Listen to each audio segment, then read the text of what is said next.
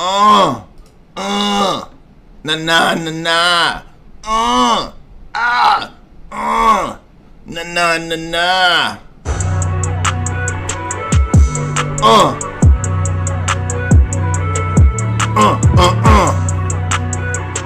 Equal rights for women.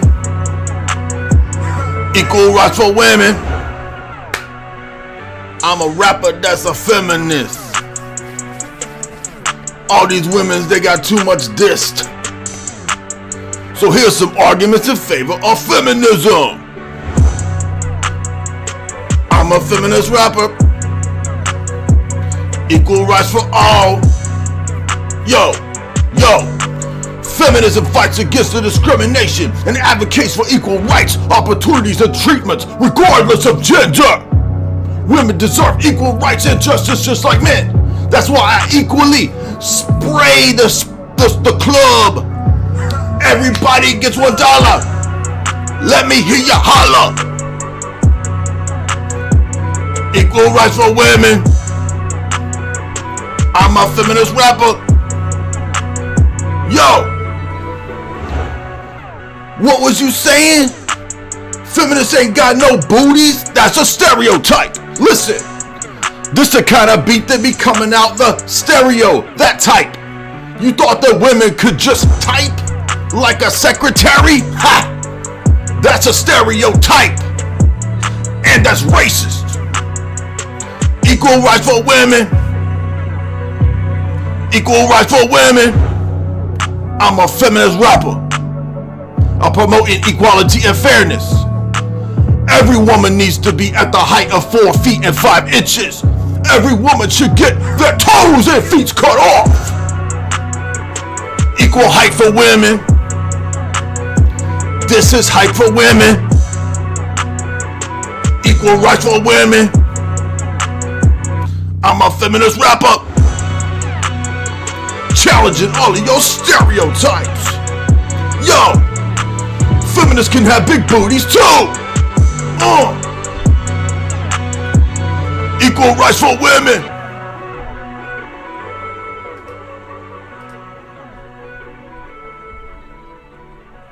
Bet y'all didn't expect that. A freestyle bringing justice and equality to the mix? Excuse me? What? Did we deserve that? No, you didn't, but you got it free out of my bountiful goodness. That was fire. Yo, that shit was fire. Yo, hey, that was fire. And listen, if y'all need to get a little more learnt, here is a helpful list via Quora, Reddit style. Equal rights for women. I'm a feminist rapper. Anyway, we're going to clip that right there. We're going to clip that right there. Bringing that heat, boy. Equal rights for women. It's getting hot in here. So put on all your clothes. Equal rights for women. That's already in my head, dude. What is this? Look at this cringe image. That's so stupid.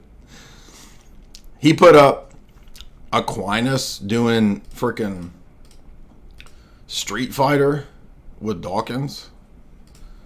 Dude, that's so fake and gray. That's ridiculous. All right. Equal rights for women. Boop, boop. Equal rights for women. Where are we going to go today, y'all? I feel like I'm just sitting around and rapping. That's what I feel like doing. I feel like I should just freestyle all day long. But listen, that won't keep the audiences around. I hope you like my freestyle rap song. Doesn't that sound funny? A feminist rapper, but he's still talking about rapper stuff. Like he's still a misogynist, but he's a rapper that's supporting women. Equal rights for women. Did the sound come out good? All right, so we had some debates this week, and it was all the shows I was on last week. So I was on Pearl's podcast. I was on Tim Cast. And we had a lot of interesting topics, discussions. Now, people are saying, when will anybody give Pearl pushback on this idea that women are the gates of hell? Women are the source of all evil. Now, I think Pearl says these things to get a rise out of people. I think it's sort of her approach. And it was odd because I was just listening to, last week we were laughing about Jamie Kennedy's podcast on Jesse Lee Peterson. The women are the gates of hell. When women are the gates of hell, all the evil is the source of women. Did you know that the bathroom, where the bathroom at? Where women is the gates of hell, that the source of all evils. That's amazing. It was odd that Jesse Lee Peterson said the exact same thing that Pearl said to me in the interview, where Pearl said, "What up, guys? Women are the source of evil." And I was like, that's what Jesse Lee Peterson, did you get that from him? And they were like, who's that? I'm like, what do you mean? Y'all haven't heard? Y'all haven't heard? Women is the source of evil. They're the gates of hell. Adam in the garden had, he was born from woman. And the woman is the source of evils. And when Jamie Kennedy was on, and that blew Jamie Kennedy's mind. Wait. Women, what? Source of evil. What? That's my Jamie Kennedy laugh. Anyway, what a bizarre conversation. And then it was weird because I just listened to that, and then Pearl said the same thing, and I was like, the source of evil. That's bizarre. Evil doesn't have a nature. It's not existing in persons. That has to do with a choice, right? Virtue versus vice. So Alex wanted, so people are asking, why were you on? Oh, we got some women. We got women in the chat to be like, nuh-uh, I is the source of evil. We is the source of evil. We got Valley girls like we're totally like the source of evil or whatever. Remember Vocal Fry? Does that still exist? I think it does, because an ad for Kim Kardashian came on, and she was still doing this. She was still doing the same thing, swing down, swashing tongue, swing down. Anyway, equal rights for women. Equal coffee. Equal coffee for me. Double shot. Can you also bring me another one here in a moment, because I will down this very quickly. Thank you. Equal rights for women. Bring me coffee with equal rights. Put some love and some equal rights into my coffee. Anyway, women is the source of evil.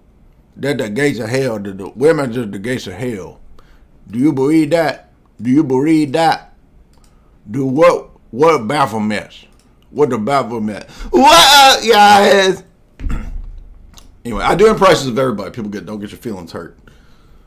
I do impressions of everybody that I can do an impression of. I can't do an impression of everybody. Some people are just really hard to get, too, so I can't get it right. Anyway, so it was odd to I don't know. Worlds are colliding. That's what I'm trying to say. So we've got Jamie Kennedy over here on Jesse Lee Peterson. We've got Pearl saying the same things as Jesse Lee Peterson. We've got Rachel and Pearl going on Timcast. And I mean, it's just like all of these worlds are colliding. And also, Pearl's podcast was in Miami, which is where the Fresh and Fit event was, which is also where Luke Radowski's podcast was. So things are just getting crazy. Equal rights for women. We need a woke, body positive, feminist rapper out there on the scene, setting the record straight, bringing equality and justice, boy. Equal rights for women. That's the beta. That's the beta. That's the beta right there. That's the beta. You a beta. That's amazing. Equal rights for women. I'm a feminist rapper.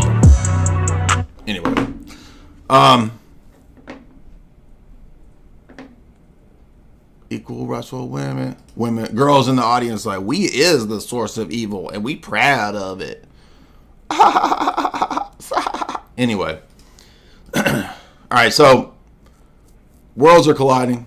Somebody turned CERN on. After the Sam Hyde event, Sam Hyde went and met Roger Stone. Of all, like, what in the world is happening? Who turned CERN on? CERN got turned up. CERN got turned up. CERN got turned up. Is that a song? Is there a song there? CERN got turned up. Dimensions are colliding. CERN got turned up. French fries is frying. Got a Pope hat. And I got a fetish for some Pope scat.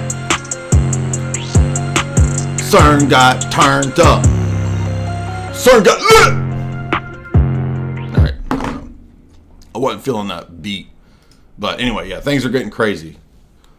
I feel like I'm in a dream reality, honestly. I mean, it's like every day is just more and more surreal. Oh, somebody said, why aren't you on Lord Voldemort today? Alex has decided in the past few Fridays, I think because of, needing support, things are looking a little rough, right? That he needs to commandeer and really commandeer the fourth hour, which is his hour anyway, and really push for support. So, people think, oh, he's just exaggerating to get attention. No, actually, I don't think Alex is exaggerating on this. So, of course, I can do Alex Jones impression. It is Sunday, 2005. We're going to be live for the next 5 hours, folks. Unbelievable. Unbelievable. There you go. Do we have new people here? New people like, do you do impressions? Bro, where you been at? Anyway. So we had two big debates this last week. Pearl versus Trent Horn, and then this roundtable discussion on Tim Pool's Culture Show. Of course, previously Tim had Tim Gordon and Rollo having a culture discussion on the Culture podcast. So a lot of this I've not seen. I don't know where all the arguments go, so it'd be interesting to see some of this. I don't just want to talk about this, so hopefully we can hit the highlights. I want to talk about some other things today that are, I found there's this rash of clips popping up now of Satanists converting to Christianity, which on the one hand I appreciate, but on the other hand it's like they're all converting to goofy evangelical stuff, and I don't know which is more ridiculous, evangelical clown church or teenage Satan church. Like they're basically about the same, right? I mean, do you want to go to the goth temple of Lord Rex Diabolos, or do you want to go to Randy Balls' church? And yes, I share the sentiments here that it seems like a lot of people are choosing these things as big grifts. Big grift. That sounds like a rapper. That sounds like more like a 90s. About to drop a big grift. Big grift. Big grift could be like, just like Notorious B.I.G. Notorious B.I.G. grift. Big grift. Biggie grift.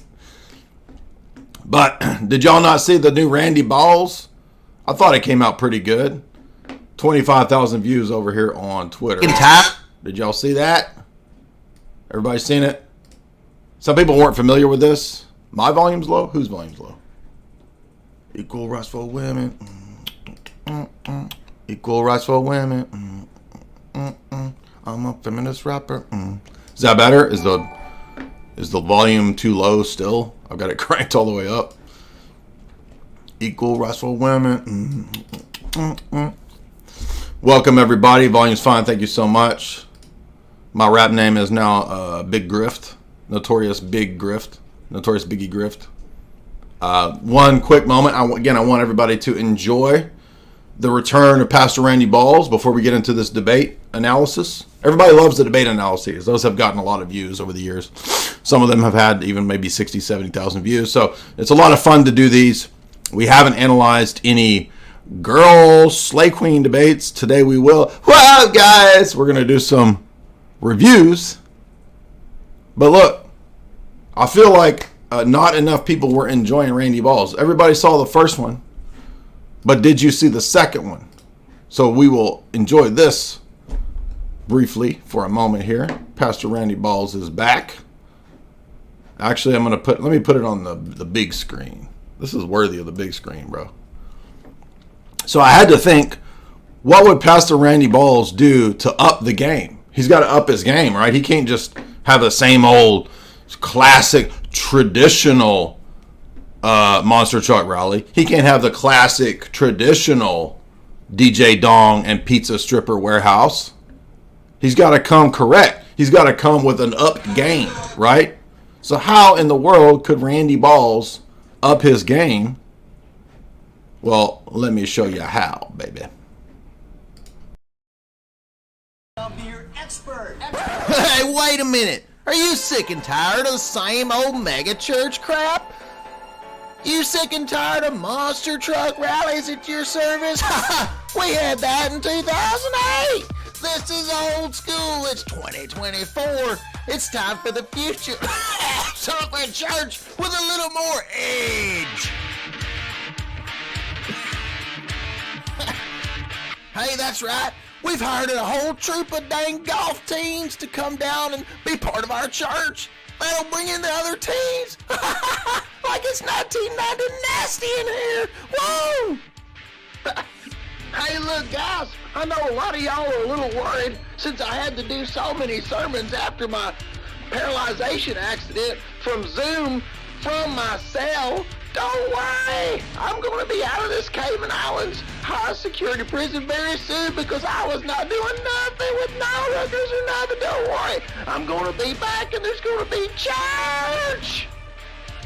Listen, it ain't help the devil no wise whatsoever to help shut down our ministries. We got our end times underground bases still being built. We got our new LGBTQ plus worship team. We got our new luxury car lot. We got our new fake Disney World. We've even got bullying ministry, as well as my Christian nuclear energy facility being set up. And don't forget the flying kid. Due to all the converts from OnlyFans to my big mega church, I've got to find a job for all these lovely ladies. Well, guess what? They're going to read and talk to you via the internet. Why, if you sign up, they'll read the Song of Solomon to you for free for the first 35 minutes. Then it becomes $5.99 a minute. Guess what? You don't even got to wear a shirt no more to cool surf guy service. Church is cool as fuck. Hey, look, man. Don't worry if you miss Cool Guy Church service for surfers. You can always wait about 30 minutes and come to Steampunk Church. Am I robot, man? What's going on, dude? You thought that was the extent of cool? Heck no.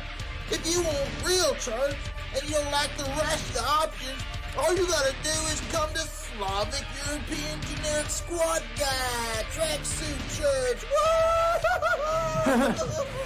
Hell, once I got 4/3 of my body damaged and paralyzed, I was still able to preach half the sermons like this from my hospital bed on Zoom. It's Zoom Church. It doesn't end there. I've got black preachers that fly. Look at that dude. He just floated down on that. It's basically a miracle. Church! You thought you needed a good soul preacher? Well, I got a soul preacher that flies like your soul. Come on down to Circus of Power, mega church, where the black preachers fly. Ah! Like I said, there's gonna be my own nuclear facility. That's right, it's specifically a Christian nuclear facility. Look at these cool guys. They're playing in the band at the nuke facilities. It's gonna be great. It's a specifically new project that I've put together with John Hagee, and together with Cornerstone Church, we're gonna go to the Middle East and take a lot of oil. It's the nuclear oil. It don't gotta make no sense. Just come to church.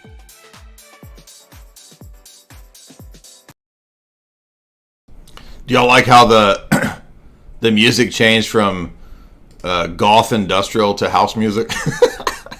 There was actually quite a few previous references. I don't know if everybody caught it, but if you remember in the original Pastor Randy Ball's traditional mega church service, there was a flying Howie Mandel. But he's upgraded to having flying black dude preachers and the flying kid. Did anyone catch the references to the Middle East and the scam covert operation where they're going to go and set up a Christian nuclear oil facility? I don't know. So hopefully some of y'all grasped some of the. Also, I felt like Randy Ball's, 6 years later would be in jail doing his sermons via Zoom from a high security prison somewhere. Doesn't that kind of seem, you know what I mean? Like there would be an element of, Jimmy Swaggart, whatever kind of thing going on. So I felt like that was like, yeah, I had to up the game, or else Randy Balls couldn't stay relevant worship, church relevant, right? He was all about some relevance. All right, let's get to this. I don't know how we're going to do this, because I'm not going to watch 4 hours of this. So we got to figure out where it gets hype, you know what I'm saying? And I feel like I'm going to disagree with Trent too, because as even Tim Gordon has noted, Trent's kind of like a Catholic feminist. Exactly. Trent will not overtly condemn feminism and overtly defend patriarchy. So I feel like Trent's kind of weak here. But it's going to be interesting to see some of the argumentation. Let's see if it start. Does anybody watch this to where they know where it gets hype? You know what I mean? The Randy Balls is in your court. Exactly. Y'all feel me? Y'all feel me out there? Y'all feel me? The other thing too is you have to pause these videos because if you play too much of somebody else's stream, it will, ding your channel or whatever. So. Subscribers on there. Well done. I've interviewed over 1,000 men and women on marriage, dating, and relationships. I also have a call-in show. I've interviewed people all across the world, from London to Africa to Vegas to California. And that, yeah. Again, I am not here to discuss the religiosity of marriage, but I'm here to talk about the outcomes of marriage in 2020. Well, so right away we got a problem, because if we're not going to talk about the meanings behind this thing, which is itself sacramental, this isn't going to get very far, because outcomes, how are we going to determine outcomes other than just what is this kind of a subjective idea of what's best for me? And the problem with that is that you can't have there's no self-evident idea out there of what is best, because that's going to be determined by your overall paradigm and worldview, right? So, for example, if I'm an atheist materialist, then what I'm going to think is best is probably whatever gets me, money, whatever gets me pleasure, whatever gets me safety and security in this life. Versus if I have a theistic, transcendental argument, or if I have a theistic worldview or religious worldview, that's going to condition how I see any of these things playing out in my life, like marriage, children, family, etc. So your worldview is going to condition your value judgments. And it seems like already we're going to have a problem with arguing just on the basis of outcomes. But will Trent be able to fare any better? Because Trent believes in self-evident maxims, self-evident principles, as we debated in our natural theology debate. So perhaps Trent will argue the same stuff. I don't know. As well as the legal ramifications for getting married. I've interviewed over 1,000 women and men on marriage and relationships, and have been putting together a documentary on family court, and have found that most men have no idea what they are signing up for when they get married. Marriage is objectively a bad deal for men in 2024. What I would consider a bad deal is where the risk outweighs the reward. What I would consider a successful marriage is an obedient wife and staying together for a lifetime. To put it simply, men want sex, silence, and sandwiches from a woman they are attracted to. Unfortunately, women... One thing that's already, I can tell, I haven't watched this debate, so this is like my reaction right away. I can already tell you that Trent is going to go to the purpose of marriage, which is the furtherance of the species through offspring. So it looks like already, I didn't hear anything in Pearl's definition that related to marriage existing for, having offspring. So I'm assuming that Trent will latch onto that. But I will also critique of the Roman Catholic position of marriage, at least the tradcat position, which I don't really care about theology of the body per se, but John Paul II's theology of the body was intended in part to correct the imbalance in Roman Catholic medieval ideas that sexual union is only for the purpose of propagation of offspring, and that there's not these secondary attending purposes, and that would be the unitive aspect as well as the pleasurable aspect. All of those things are intended to be there, and so when you have this sort of Augustinian idea that marital intercourse necessarily involves venial sin, I think that's polluted and tainted the taint of original sin and so forth in the Western landscape and theological view the entire time. I don't think that, even though the Roman Catholic view has tried to sort of soften that and move away from that in the last 70 years, I still don't think it's enough, because they've already wedded themselves to so many of these ridiculous ideas. I mean, this is also part of why they mandated clerical celibacy. All of that's a problem in the West, which is not solved by more and more Skittles tradcat stuff. They're not offering that in 2024. Women have zero interest in being wives. Gen Z women rank men 7th on their priority list, coming behind things like education, travel, and experiences. Millennial women are not much better. They rank men as 4th behind their careers, education, and finances. I personally have interviewed over 1,000 women from London to Miami to Vegas and even the suburbs of Chicago. And I can tell you firsthand that most young women have no interest in being wives. This can be shown by women's outcomes and choices. Many men, like Trent, have been married for years and have no idea what the dating market is like for young people. 1 out of 3 women have... I will say that this is true, I think, for people who have been married for a long time. It is true that they don't know what it's like to be single nowadays. It is very different. And I was single all the way up until, the last 7 years when Jamie and I started dating. Prior to that, I was dating quite a bit for many years. So I'm relatively close in terms of proximity to the time frame of recently being single. Probably more so than Trent. I don't know how long Trent's been married, but both Trent and Tim Gordon, for example, I would assume, I think, have been married much longer than I have. So I think people don't understand how different things were. They were already getting really different prior to Coof. And then after Coof and Stabbies, things seem to change quite a bit. So I think this is probably true. And it's one of the areas that I don't know exactly what the solution is to this, because if you got an entire group of people that have grown up, I don't know, being damaged by a giant global psyop, I don't know what the answer is. Maybe we can just move past all of the last 3 years of nonsense. Maybe we can all just forget about it. Let's have a collective forgetting. I'm joking, but it's not like it was being single 20 years ago. I can tell you that.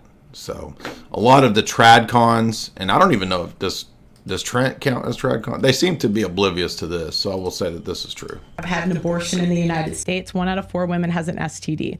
90% of women have been on birth control at some point in their life. 80% of sexually active... 1 out of 4 women has an STD? That seems a little much. I mean, doesn't that seem a little high? That seems like a crazy...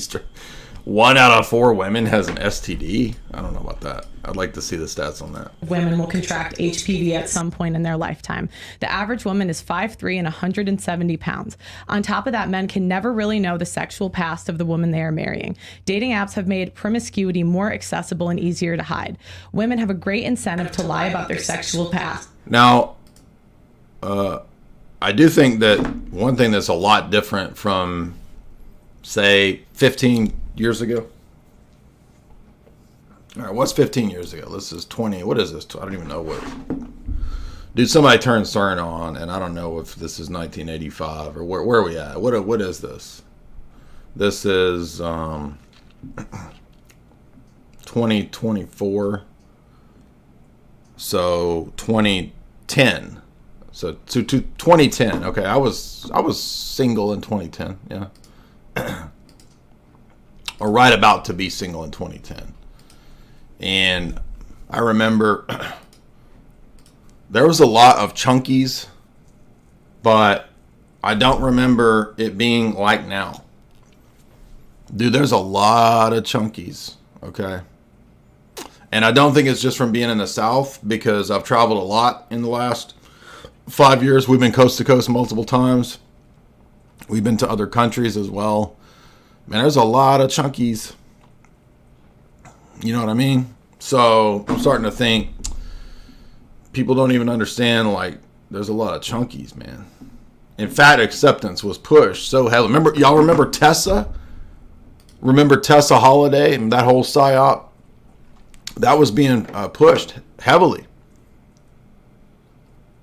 People saying, isn't dating haram? But what are you talking about, man? I'm not a Muslim, bro. So all of this degeneracy, by the way, is just going to push everybody into some dumb Islam thing. Everybody's going to think that the answer to everything is this stupid Islam, which is a dumb cult, just as dumb of a cult as frickin' Mennonites and Amish. Equal levels of dumb cult, bro. Anyway, so all I'm saying is that, like, especially in the South, people don't even know, like in the South, a crypto Muslim. Yeah, after debating every top Muslim, except for hijab, who I did try to debate, I'm crypto Muslim. People are crazy, dude. There was some conspiracy podcast saying that I'm a secret Freemason. A secret Freemason. Literally everything we argue over here is against Freemasonry, but I'm a secret Freemason. It's just so stupid. Anyway, there's a lot of pork bellies, bro. That's all I'm trying to say. And especially in the South, it's like 10 times worse. Have any of y'all been to Kentucky? I feel sorry for a single man in Kentucky. Of course, a single man in Kentucky is probably also a pork belly. He's also a little thick with 4 C's. You know what I'm saying? But look, that's partly for psyops, due to cultural engineering, and due to people eating what they think is food, none of which is actually food. Okay, you're eating mad scientist lab equipment products, which are not food. And it's making everybody into dang chunkies. And nobody will come out of it, because if you admit that the food is all poison and fake, then you're admitting that the conspiracy stuff is true. See what I'm saying? The CDC reports that the average number of people just don't want to admit the conspiracy stuff is true. Sexual partners for a woman is not all of it, because a lot of it's dumb. But I mean the stuff that you can verify, right? Between 4 and 8. But I can tell you from interviews that I've done that below 10 is considered low nowadays. This is especially crazy considering once a woman has over 5 sexual partners, she is less likely to have a stable marriage. After women have had over 10 sexual, another thing. I'm going to move ahead a little bit because we can't stay watching we're not going to watch all of the opening statements. So we'll watch a few minutes. We'll get to the end of hers, and then we'll go to Trent. That most do not know is that family court is not based on evidence. It's based on a balance of probabilities rather than beyond a reasonable doubt. This means it is easier to allege that a man abused you in family court without evidence. Mainstream cases like Amber Heard and Johnny Depp show just how easy it is for women to ruin a man's reputation with no evidence. Many times the women are actually given free resources from domestic abuse centers in order to assist women in this. In many areas, the courts have alleged that the definition of abuse has changed in the last 50 years. Now, again, so it's going back to kind of like the family courts argument, which I think is, generally speaking, that's correct, that the courts have been intentionally altered and filled with feminists, Democrats, operatives, corrupt people. And I met a guy who wrote a book on this. Remember my first live event? Do y'all remember the Secret Space Program Conference? One of the guys that came to that event was a guy who wrote a book on the Canadian family court system. And he was making this argument back in 2015. So this is well known. It's been around for a while. I think generally that is probably true.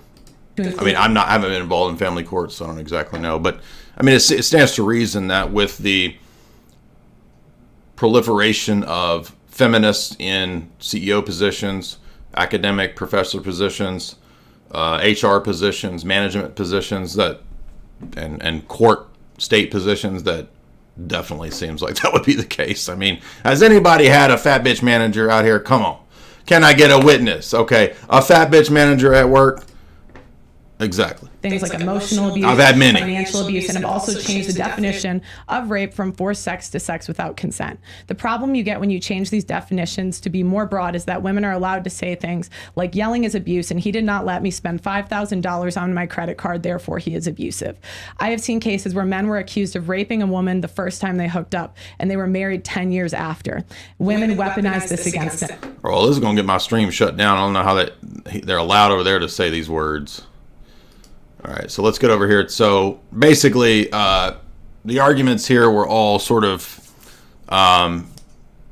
present-day situation and outcomes. And I'm guessing where Trent will go is that none of this deals with the purpose of marriage, and ethics of virtue, and sort of philosophical questions, but I don't know. Let's see where he goes. Have to do a show that she hasn't made her case. And notice in Pearl's opening statement, she never cites a study of married men in general to see whether they think marriage is a bad deal.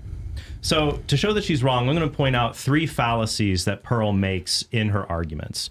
So first, there's the wrong target fallacy. For example, Pearl talks about how marriage is a bad deal because men are sometimes mistreated in child custody cases. That's not unique to marriage. If you cohabit or even just hook up with a woman, you can still father a child and deal with custody issues. However, marriage makes a man the presumed father of the child with natural rights. First of all, I'm not sure what natural rights are, but I think the point would be that although you can father a child outside of marriage and you might have problems, the legalities are much more increased if there is a state contract involved. I think that was her point.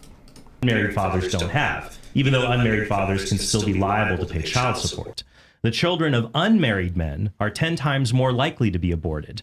And if the child does survive the pregnancy, he's 3 to 6 times more likely to live in poverty. The hazards of unmarried, much less for married men. Another wrong target is women themselves. Pearl says marriage is bad for men because modern women are worse than previous generations of women. But that says nothing about marriage. If modern women are good enough for hookups that can result in children, or cohabiting relationships that superficially feel like marriage, but are far more likely to fail, then modern women are good enough for marriage, which has less harms for men. And Pearl can't use these stats to dunk on women because men are also worse than previous generations. Modern men are just as promiscuous and are even more overweight than modern women. A 2019 experience... More overweight.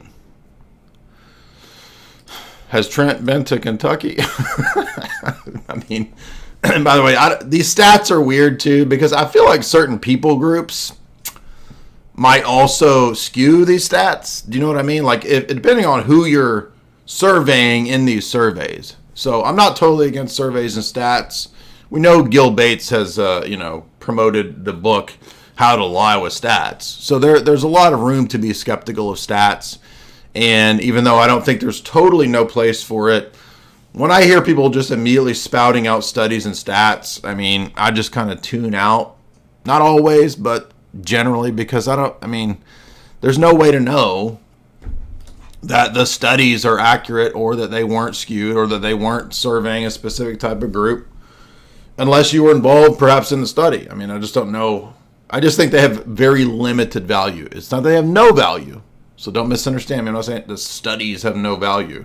But we all remember the Chatham House admission from some years ago that upwards of 50% of scientific papers are fraudulent and are a scam. And that's from the top of the establishment in academia, Chatham House. That's the London establishment. So, I've been bringing this up for a long time, that anytime I hear so-called science stats and all this kind of stuff, I'm immediately skeptical. Now, the problem with Trent is not whether Trent's an intelligent person, but Trent is 100% completely a blue-pilled normie. This is what's really difficult to take Trent serious. Trent was a promoter of the stabby. Trent was a promoter of all things normie. He's never even questioned a lot of these mainline positions that he holds and defends as if they're givens, as if they're self-evident. I've challenged Trent multiple times to have a debate with me on the geopolitics and history of the papacy, which he's always declined, which is fine. He doesn't have to debate that. He at least admitted that he didn't know those subjects. He had never heard of Gladio. He had never heard of the Vatican Bank scandals and these things that I mentioned that I would like to debate with him, which I think constitute a better account of the history of the papacy, especially in the last century, rather than the default position that the papacy is an infallible, inerrant institution. But he wasn't interested in debating those topics because that would ultimately mean that he would have to kind of question his entire blue pill normie paradigm. So one point I will give to Pearl here is that Pearl, when she interviewed me, at least was willing to dive into all of the conspiracy world, quote unquote, topics that I cover, the writings of the elite, so forth. Whereas Trent would never go there and has sort of hand waved and dismissed me as a Jack Chick level person. So remember, Trent thinks that the stuff that we talk about, where we lecture from the actual geopolitical elite texts, he calls that Jack Chick level craziness. Study found that men carry more credit, auto, and mortgage debt than women. Millennial and Gen Z men have weaker grip strength and make less money than older men did at their age. Pearl has not shown that women are not good enough for men. Instead, the data shows men and women are both in bad shape compared to previous generations. But there's hope. Marriage is the best way for men and women to mature together and bring out the best in one another. Second, there's the anecdote fallacy. One sad story about a marriage does not show marriage itself is bad, because for every sad story Pearl can bring up, I can statistically bring up 2 to 3 good stories about happy marriages. And there are many. That seems to be true, right? I mean, I think that's probably a good argument. The other thing that hasn't been addressed yet already in this is like the purpose of marriage. I'm surprised that Trent didn't bring forth the classic Catholic position that marriage really only exists to have offspring. So maybe he will bring that up. I don't know where he's going to go, but I think this is a good point here that, stats don't tell us everything. Picking, stories here and there on Reddit don't tell us everything. So not everybody's marriage is miserable and awful. And there might be many factors that contribute to why a marriage is bad or awful. It's not necessarily just marriage itself. But the point I want to make that I'm surprised Trent didn't bring up yet, but maybe it's because of his commitment to natural theology, which is a gigantic failed project, is this idea that marriage that it makes sense outside of the religious context. So although as Orthodox we do recognize the existence of natural marriage because it comes to us from the garden, if today's culture and society has completely abandoned all of the religious context for marriage, then what is the point of it? I don't really understand the point of it. If you're not religious, if you don't believe in God, the only advantages I could see would be maybe if you were very wealthy, there might be some sort of tax break. If you're a woman, maybe there's advantages for the children and yourself for marriage and so forth. So I just don't understand why there would even be a concern for marriage if you didn't believe that it was a sacrament.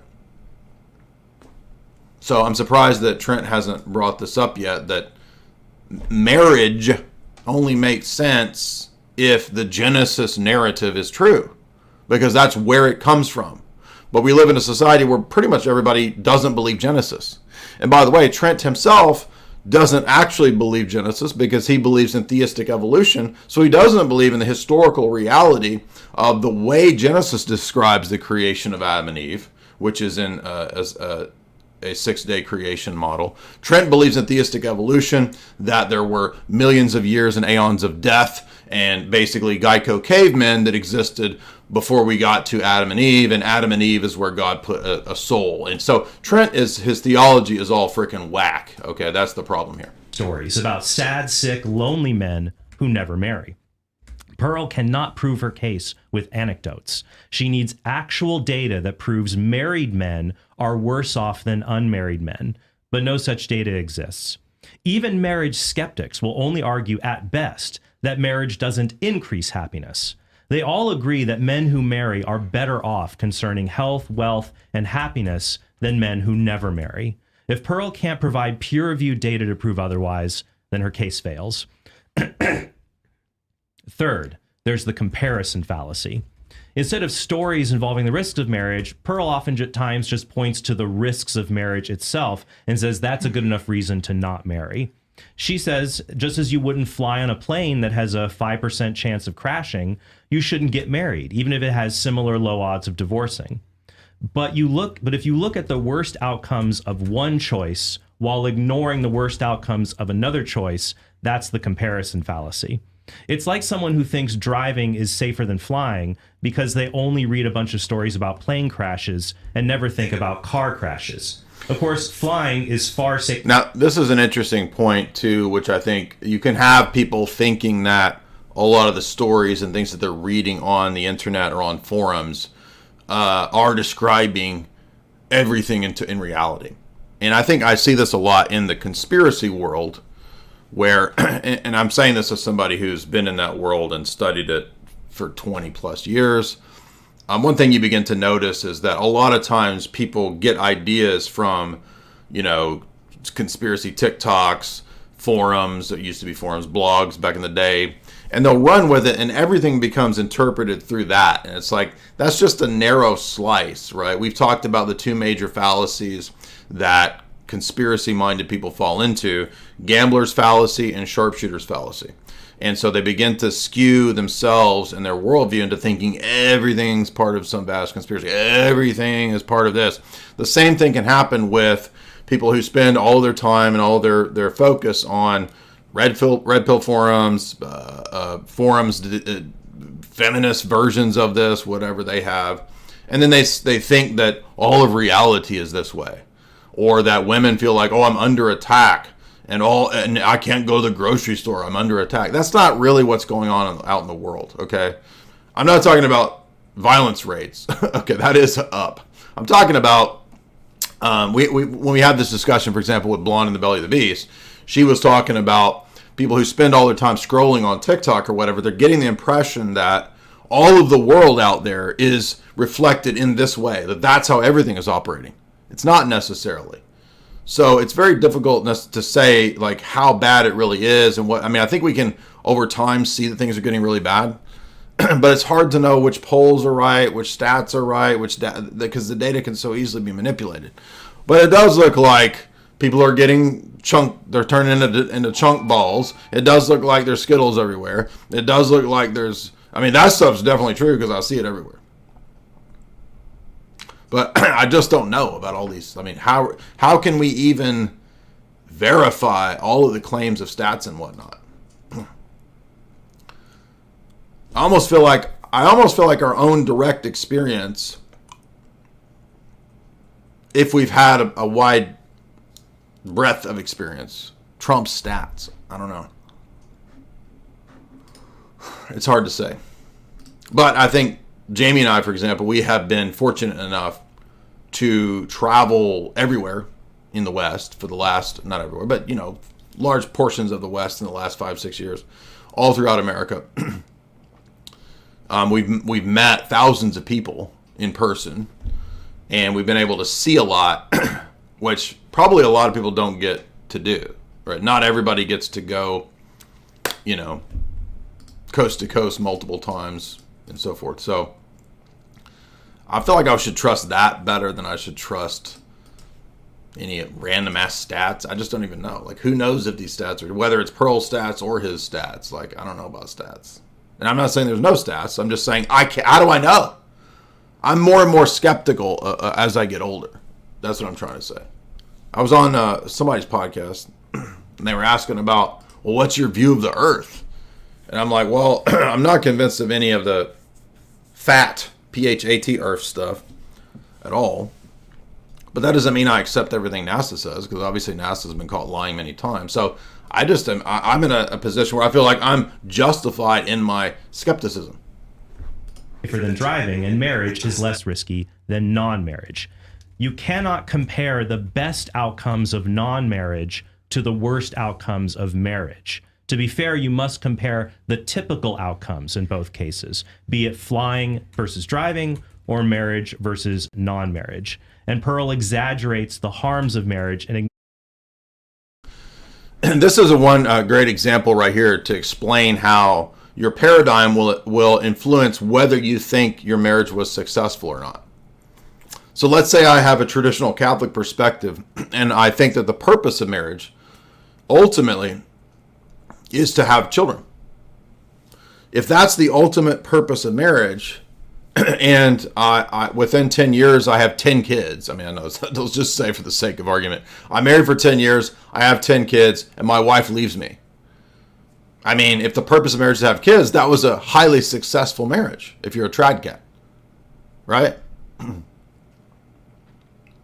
If the purpose of marriage is, and I'm not a trad cat, if I am I don't know,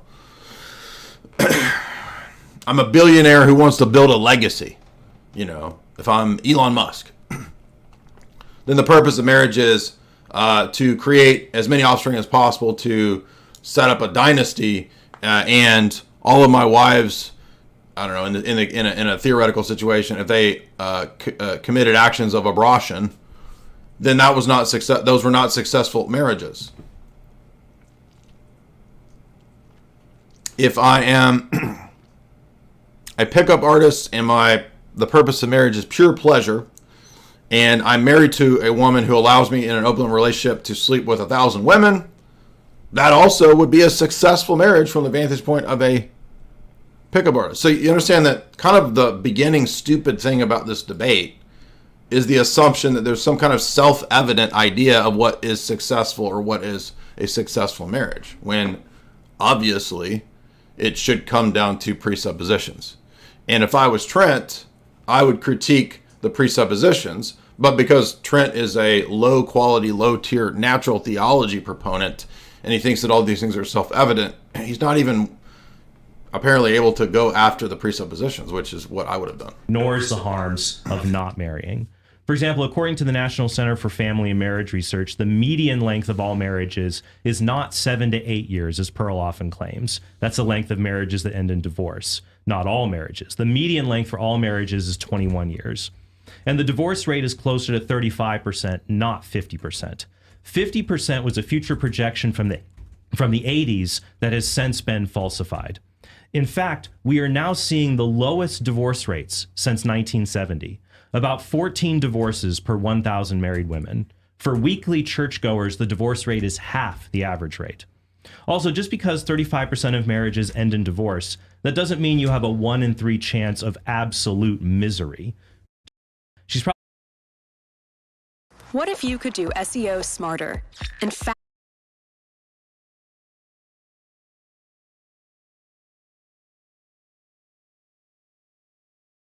Larson 2009 study on that, but that same study showed that married men we're skipping ahead to get to the end of his opening statement. We don't have time to watch all of this, so gain 30 pounds over the same period. Unmarried cohabiting women gain 18 pounds during that period, and single women gain 15 pounds during that So somebody did a study to figure out how fat women got in cohabitation versus men. Like, what? This seems ridiculous to me. I don't know. Just all of this is ultimately kind of ridiculous. I don't know. If we're not debating, like, we should be debating presuppositions because that's where all of this revolves around. I mean, imagine thinking, but this is how Trent thinks. Like, if you throw a bunch of stats and studies, like, this is how people are going to be convinced of stuff, because he's an evidentialist. He would think this, right? He would think that there's a study about how fat bitches get when they is single versus when they is married versus brothers getting fat being single. I mean, this is just so goofy, dude. Period. So all that proves is as we get older, instead of growing up, we tend to grow out. That's just life. And it's nice as you get married to have... Did he get that joke from a boomer preacher? This sounds like a boomer preacher's joke, right? My wife says, we ain't going to grow anymore. I said, I'm only going to grow outwards. Brother Bob, can I get a witness? Talk about cringe boomer humor, dude. Someone else to grow... Haha. All right. I don't know if I can take much more of this one. Let's see if we can. I want to go to where things get feisty, because I know they got sassy up in this thing.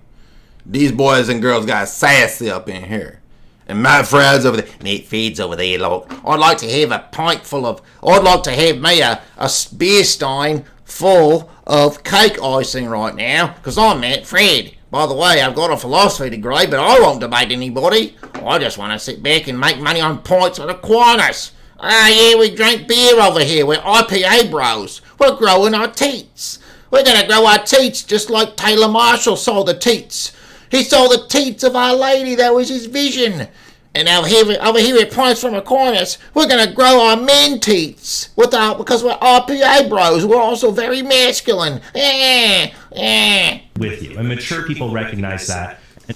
But my original statement was... and I'm going to interrupt because it's my turn. My original question was, for marriage, since the majority of marriages don't end in divorce, and if divorce is the only bad thing, then marriage is a good deal. Setting that aside... You cannot show that married men are unhappy. You have no data for that. But I also added in, I said if a woman gains weight, that's a bad deal. If a woman cheats, that's a bad deal. Do the men say it's not worth it? But do the men say it's not worth it to them? And they leave? You asked what I would classify as a successful marriage. Or I made the premise. The debate is not whether Pearl thinks marriage is a bad deal. You said I could make the premise. Yeah, but I said a good deal is classified as a woman that stays in shape, F's her husband, and stays married and is obedient. Okay. So if she's not having sex with her husband and she's gaining weight, who should determine? That's 60%. At least half of them are doing that. Who should we look to determine the standard of whether marriage is a good? Let me finish. Whether marriage is a good deal. Married men or Pearl Davis? I think you should look at men and what they're choosing, and they're not choosing marriage. Because if it was a good deal, it would be an easy sell. Good products get sold. Is exercise good products? Is exercise a good deal? Or is exercising a good deal? Exercising is a good deal, but I wouldn't. That's an interesting counter here. Yeah, so not everything that's beneficial or advantageous is necessarily easy or a consumable product. That's an interesting counter. I'll say that's a good argument. I wouldn't say those are the same thing.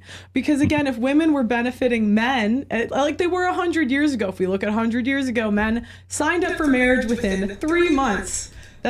Now, I haven't watched all this debate, so I don't know what was said before this, but this seems to be kind of the area of weakness that Tim Gordon has called out in Trent Horn.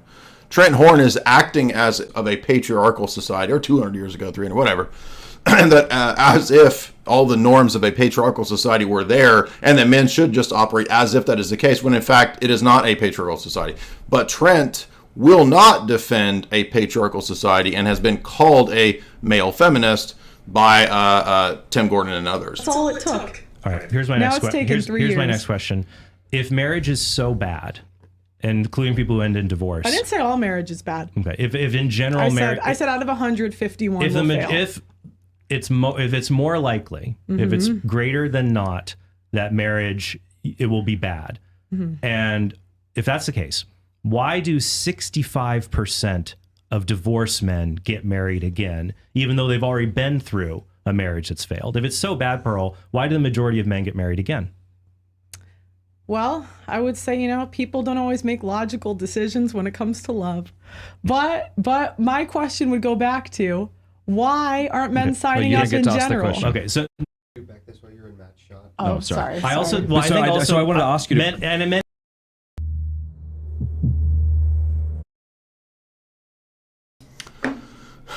Yeah, I mean, a lot of times these kind of debates want to boil things down to like one answers for these kinds of complex life issues.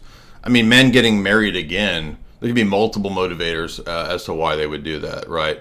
Perhaps the women that they're seeing, the women want to be married. I think that women tend to, they would push that, for example, because they don't want to be in a society sense seen as living in a relationship, cohabiting. It's still seen perceptively as more honorable to be in a marriage. I think more men are more likely to not care about cohabiting than a woman. So a woman probably wants to be in a marriage relationship after there's been a previous divorce situation. So that probably happens as well.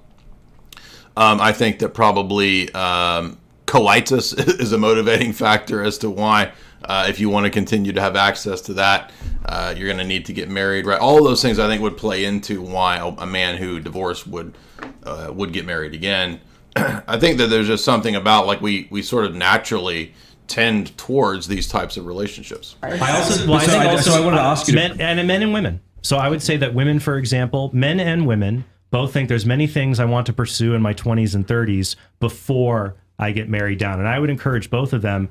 That is not a good strategy. A better strategy is to get vocational, technical, or college education, get stable employment, and get married probably around in your mid-20s. Are you willing to criticize women today, younger women? Well, a lot of women are overly picky. So they'll, just as what Pearl is saying, men should have standards. They have standards. Women have extremely high standards, saying that men have to get an exorbitantly high income. They look at a relationship like, oh, he needs to have this certain height, or he needs. I would encourage men and women to seek out a role model. I would encourage them not to think of marriage through the lens of the worst stories you hear on YouTube and Reddit, but to look at marriage through the lens of role models you have in your own community of marriages that have worked. See what works for them, what they've done with communication strategies. In fact, when a survey of divorced people Going on in society, and I'm not trying to attack marriage from a religious point of view. I'm trying to attack the laws. That's my issue. Then I actually agree. I'm fine talking about this outside of a religious context because marriage is a human institution. It's created by God, but so is justice and other kinds of natural goods. So God created marriage, human beings God made marriage like he made math, and every culture has discovered it. And so it's up to cultures to refine it and to make it better and to avoid things that make it worse. Yeah, so again, with the stupid natural theology arguments, which ultimately make marriage nothing more than a state contract and a, quote, natural thing, which he believes in natural rights. And if you watched our debate, you notice that took him into saying that Muslims, Christians, and Jews all worship the same God because we all believe in the same monotheistic deity, which is the quantifier shift fallacy.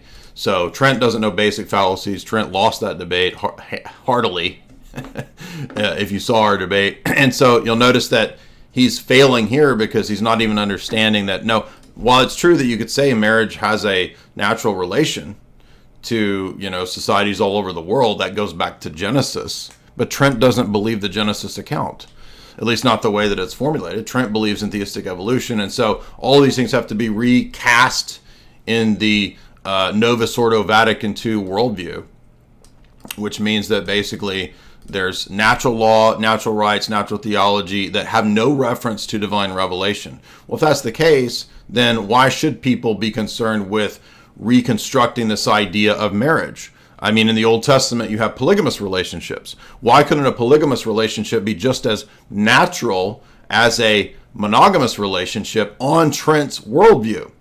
Plenty of cultures historically have found polygamy. So he said it's just like math. Well, they found that. It's worked in many Arab societies. It's worked in the ancient biblical cultures. So on Trent's line of argument, if there's not a supernatural meaning, a divine revelation meaning that's inherent to marriage, which is what Paul actually says. Paul says that the meaning of marriage is Christological. It's a Christophany in a created sense. It's not directly a manifestation of the person of Christ, but it's a sacrament in terms of the union between the man and the woman. And so it has a direct Christological meaning. But if you divorce it from the Christological meaning, which is what natural theology does, then we're at this position of Trent's natural theology, where it's just discovered by cultures via empirical data or something. That's the way it's like math, he said. Oh, really? It's like math. Okay, so the cultures that discover polygamy, this is natural. Just it serves the function to propagate the species. Remember, in their stupid definition, marriage just exists for the propagation of children. There should be nothing wrong with polygamy. And I can further refute the idiotic Roman Catholic argumentation on all this by pointing out that they actually believe that mortal sins are mortal sins because they reflect the eternal law, which is the divine essence itself. So the morals that come down to us via Thomistic natural theology, the Roman Catholic position, etc., the moral law exists as a reflection of the eternal law, which is God's character. Okay, this is an Aquinas argument. Oh, really? So, but you also believe that God can't be involved in mortal sin, right? God can't require or do evil, right? Well, then how is it that God gave all of the wives of Saul to David? How is it that God gave Solomon many, many wives? How is it that God was fine with those things? But wait a minute, if polygamy is a mortal sin, which every Roman Catholic would say it is a mortal sin, and mortal sins are a reflection of the divine essence and divine character, the divine law, then God was advocating for and promoting mortal sin. And don't try to get around this by saying that, well, but he didn't really. But no, it says that he gave Saul's wives to David. So do you understand that this itself, because of their dumb absolute divine simplicity arguments, refutes their own moral claims, their supposed moral superiority claims? They fall apart at this point. So nobody will be able to address these issues without going back to the theistic foundations. It's that simple. You can't argue this point on self-evident principles, as of course Trent wants to do. Again, go watch the Trent debate. Natural theology is mutually exclusive to what we believe. It doesn't exist. There's no such thing as natural theology. Well, I'm glad you like us both, but it doesn't make any sense. I mean, people can't watch that debate and understand the difference. Trent's position leads to denying the Trinity in the Old Testament. And Trent believes that Muslims, Christians, and Jews worship the same God. Trent's just defending what's in Vatican II. And it blows my mind that people who believe in Christianity can't figure out why that's a problem. Has anybody watched Sam Shamoun's infinite debates with Muslims and Jews? When Sam Shamoun debates the Muslims and Jews, where does he go? The Torah. To prove what? Jesus. Where do the apostles go to prove Jesus? The Torah, the prophets. Where does Jesus prove Jesus in the Old Testament? John 5-9. Moses and the prophets. And Trent says, no, it's a Unitarian God. Abraham didn't worship the Trinity. And all the Roman Catholics were lying when I put that clip up. Trent doesn't say that. Trent doesn't say that. Trent doesn't say that. Yes, he does. He argued that in the debate. Why are you guys such liars? Remember, this is not just Trent Horn, the Vatican II defender, the natural theology man. Trent is a total normie. Trent didn't have the discernment to understand that the last 3-4 years were a giant psyop. But you're going to believe him? You think he has the discernment on all of these vast, deep theological issues, but he couldn't discern the basics of getting psyoped and he promoted the stabby? Why would you listen to this person? But I give him points for being honest enough to not debate me on the geopolitics of the papacy, because he would definitely lose that debate. All right, we got to move on. That was kind of a goofy debate. I don't know what goes on in this debate, but let's see. This is interesting. This is the roundtable. Trad wife life, nature of men and women, culture war. I don't know if this even really gets into much of a debate. I guess we'll find out and see. So we've got Rachel is on here. We've got Lauren Chen and Pearl, and then I I don't know who the other person is. Who's this other person? I don't even see her name. I forgot what it was. Is it Isabella or somebody else? I don't know. So let's get into this one and see where they go. And they're like, women can never do anything wrong. Yeah. So what's going on? What's the contentious issue? Do we start with like the role of women? Lauren, your view, Pearl, your view. I know that there's a lot of conversation on X. Sure. Well, I mean, just to get started, so I don't disagree with everything Pearl says, but I feel like Pearl is someone who, I mean, I want to hear your thoughts on this. I feel like you kind of enrage bait people with your posts because you'll post something really super hot take on Twitter, and then like you'll make a video about it, and the video in turn is a lot more nuanced, a lot more, I guess. This is all of Twitter, and if you disagree, if you don't like it, that's fine. I don't. My point is that, well, I mean, who of these big commentator people doesn't do that on Twitter? To me, it seems like this is why I never read the For You. People are like, how come you haven't posted my stuff? I don't even read the people I'm following. So if you want me to post your stuff, if you're one of my friends or whatever, you have to send it to me. I don't read anybody's feed.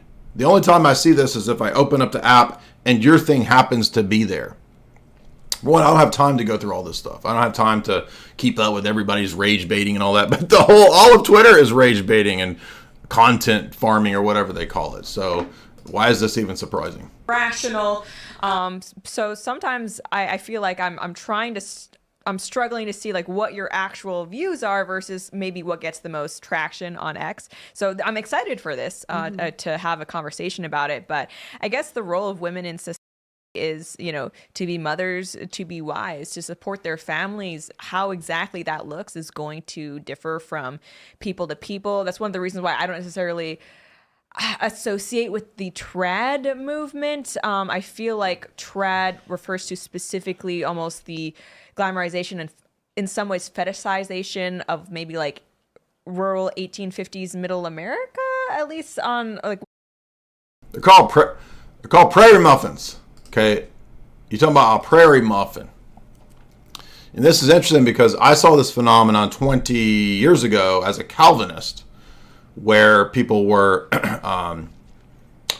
in the Calvinist circles. They were really trying to live, and I'm not trying to be mean because I think that now, I remember at the time, I was a young guy, we really wanted to live properly according to our catechism, according to our confession, Westminster Confession, catechisms. So we wanted to do things in the right way. We weren't trying to be silly, but we were silly. It was ridiculous. Why? Because we're not in the 1800s, dude. It ain't Little House on the Prairie. Okay? I might look as good as Michael Landon, oiled up, chopping up wood in the yard, making little dang wooden figurines, chopping from a big single block of wood, oiled up, wearing suspenders like Michael Landon, Little House on the Prairie. That's me, for sure. But outside of me, we don't live in that world anymore. Okay? We don't live on a dang prairie.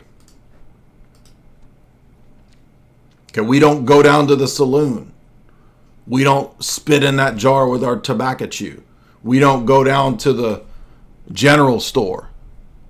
We don't get giant bags of flour and load them up like the Mennonites do. And by the way, Mennonites, Amish chicks, super fat. Didn't know that? I just blew your mind. It's not any better. Okay, I don't know who is confused thinking that this dumb cult of Amish people, dude, it's like so much better, their life. They got a better life, bro. No, they don't. They're a dumb cult. And they're also organized crime connect. They have their own mafia, dude. And dude, the Amish stole my dad's mail, bro. All the time they come steal his mail. They're not moral. Somebody was like, what? Why was the Amish people stealing your dad's mail? I don't know. Maybe they thought they was going to get a Playboy magazine. I don't know what they thought. They were going to get a prize. They're going to get a Ed McMahon check for $1 million from I don't know, steal my dad's Ed McMahon check. I don't know. But they did steal his mail all the time. He'd have to come down there and rip their beards off or something. Rip that little bottom beard off. Rip that beard off and whip them with it. So get your ass on that buggy. Get out of here. No, Amish people are not moral. Mennonite people are not moral. It's a stupid cult. And by the way, all of these dumb cults, they all operate the same way. Whether Muslims, Amish, it's all the same stupid cult stuff. It's all of this externals of all this. Anyway, and the same stuff with Calvinists who pretend that they're living in the damn Prairie, 1800s Prairie life. Pretending they're R.L. Dabney, dressing up in their Confederate party, your Confederate reenactment or whatever this nonsense is. We don't live in Little House on the Prairie, man. And that's why we used to call these chicks Prairie Muffins. These are the daughters of Calvinist preachers. That's a Prairie Muffin. The closest thing to a Prairie Muffin right now would be like Mormon girls or something, right? Mormons, like Mormon cults. Remember Warren Jeffs? Warren Jeffs Mormon cult, dude. That was straight at Little House on the Prairie. Remember that? He's got them women in them. Some of the Pentecostal women too. Look. Party like it's 1899. There we go. Prairie Muffins. Look at them Prairie Muffins. All of them. All lined up like Baskin Robbins. He's got 32 flavors of Mormon chick right here. Baskin Robbins. Elder Baskin and Elder Robbins got me 32 flavors. A Mormon chick for me, baby. Looking just like Little House on the Prairie.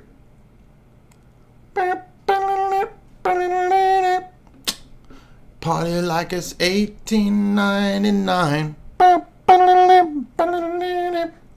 So anyway, how do we get on all that? Oh, Lauren Chin was talking about the trad wife fetish. What I see on TikTok, whereas, I'm just a mom who works part-time from home and is basically trying to do whatever I can to help support my family. Well, I would say there's character limits on X. So, you're not going to get a full opinion with I don't know, is it 60 characters? But I don't know, what tweets are you talking about? And I have 18,000, so I don't know. I wanted to be specific here because I did pull some of the ones up. I sent them to you. I didn't want to ambush you or surprise you or anything like that. Let's see. And the role of women in society. Sorry, I was thinking what the second question was. Well, I think it depends. What do we want it to be, or what is it now? Right. And I think right now it's we're not really doing much. We're not really having kids. We're not really contributing to the economy when you look at output. So it's what do we want it to be, or what is it? Because I wouldn't say women are doing what you described now. Okay, well, one of the things that, I spoke recently actually with Rachel's husband, Andrew, and the tweets that I mentioned that I thought was kind of... So, if you didn't know, Lauren Chin had a debate with Andrew. It was a pretty hyped up debate. That's over on the Crucible. I don't know if it's still up there, if they took it down and moved it to the website or what, but...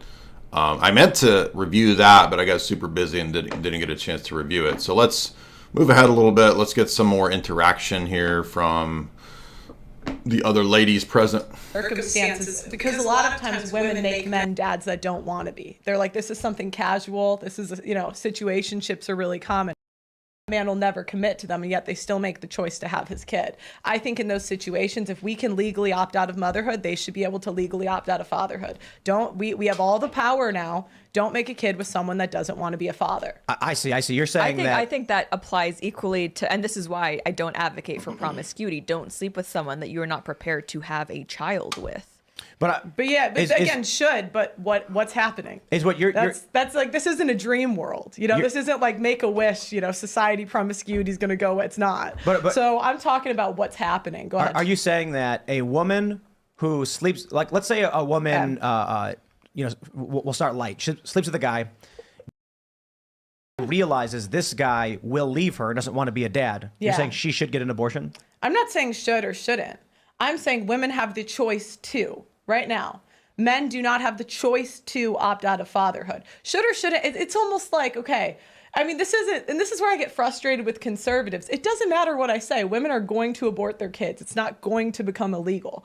So if we're in a society where we can legally not be mothers, if we don't want, why can't it could become illegal? Isn't it moving towards that more and more? So she's basically saying what women don't have any responsibilities. Let's go over here to Rachel. Let's see what Rachel chimes in with. I don't know why this computer's being all weird and slow all of a sudden. So let's go back.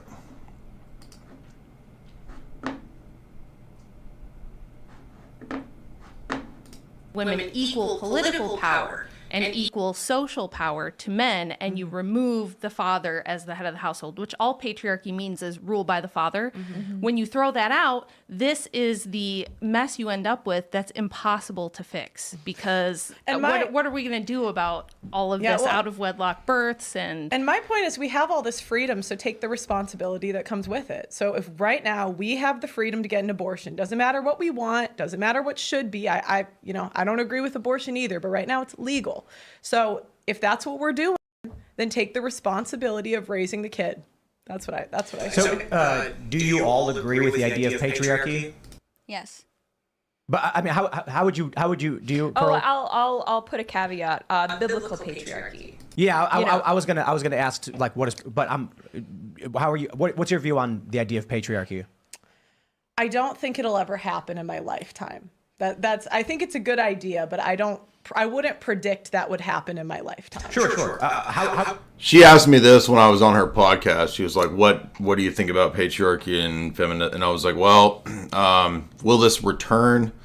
I mean, this system is so flipped and inverted, and the feminist power is so entrenched in the existing power structure that I don't know how it would ever go back to normal, short of some kind of civilizational collapse. That's just my opinion.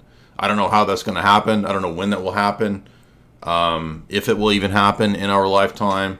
I don't know how we could get back to normal. I mean, I suppose it is possible for the culture to shift back in the right direction and for things to return to normalcy. But usually in history, if you look at civilizations when they reach these stages, this is what Spengler talks about. I think even other historians of civilization have talked about this too.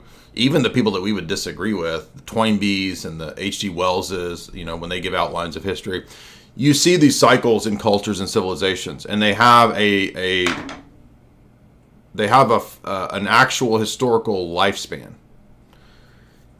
Now, we don't know exactly where our society is per se, except that we seem to have reached the apogee where you get full degeneracy, full pleasure, and that's where you start to have the decline. And Spengler talked about this. I think he's right. You can make good comparisons with the way Daniel describes empires and their lifespans. Once they reach a certain apex, then they start to decline, and it seems to be the decline happens at the same point that we are in our stage in societies, in those society cycles. So what the new forms will be, I don't know. I don't know if there will be some sort of technocratic takeover per se. I hope that it doesn't get to that point. But it almost seems like in past examples, and unless we're in some outlier situation, the past examples suggest that the civilization that reaches our point of degeneracy collapses. So how that'll play out, I don't know. What new forms will emerge, I don't know. I hope it's not that way. But with the late stage of our empire, I don't know how we're going to avoid that. It's just, it's hard to say. But past examples seem to suggest collapse.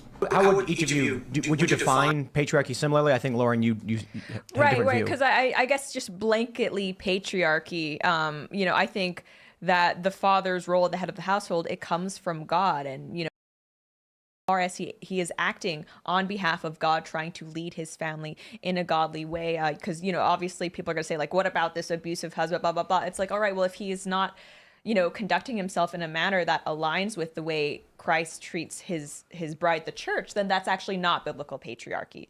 I'm going to shockingly disagree with this take. Go for it. Which might surprise a lot of people because everybody knows I'm an Orthodox Christian. I'm pretty serious about that. But you guys might not know there was a huge amount of anti-suffrage groups. The anti-suffragists were far more popular than suffragists.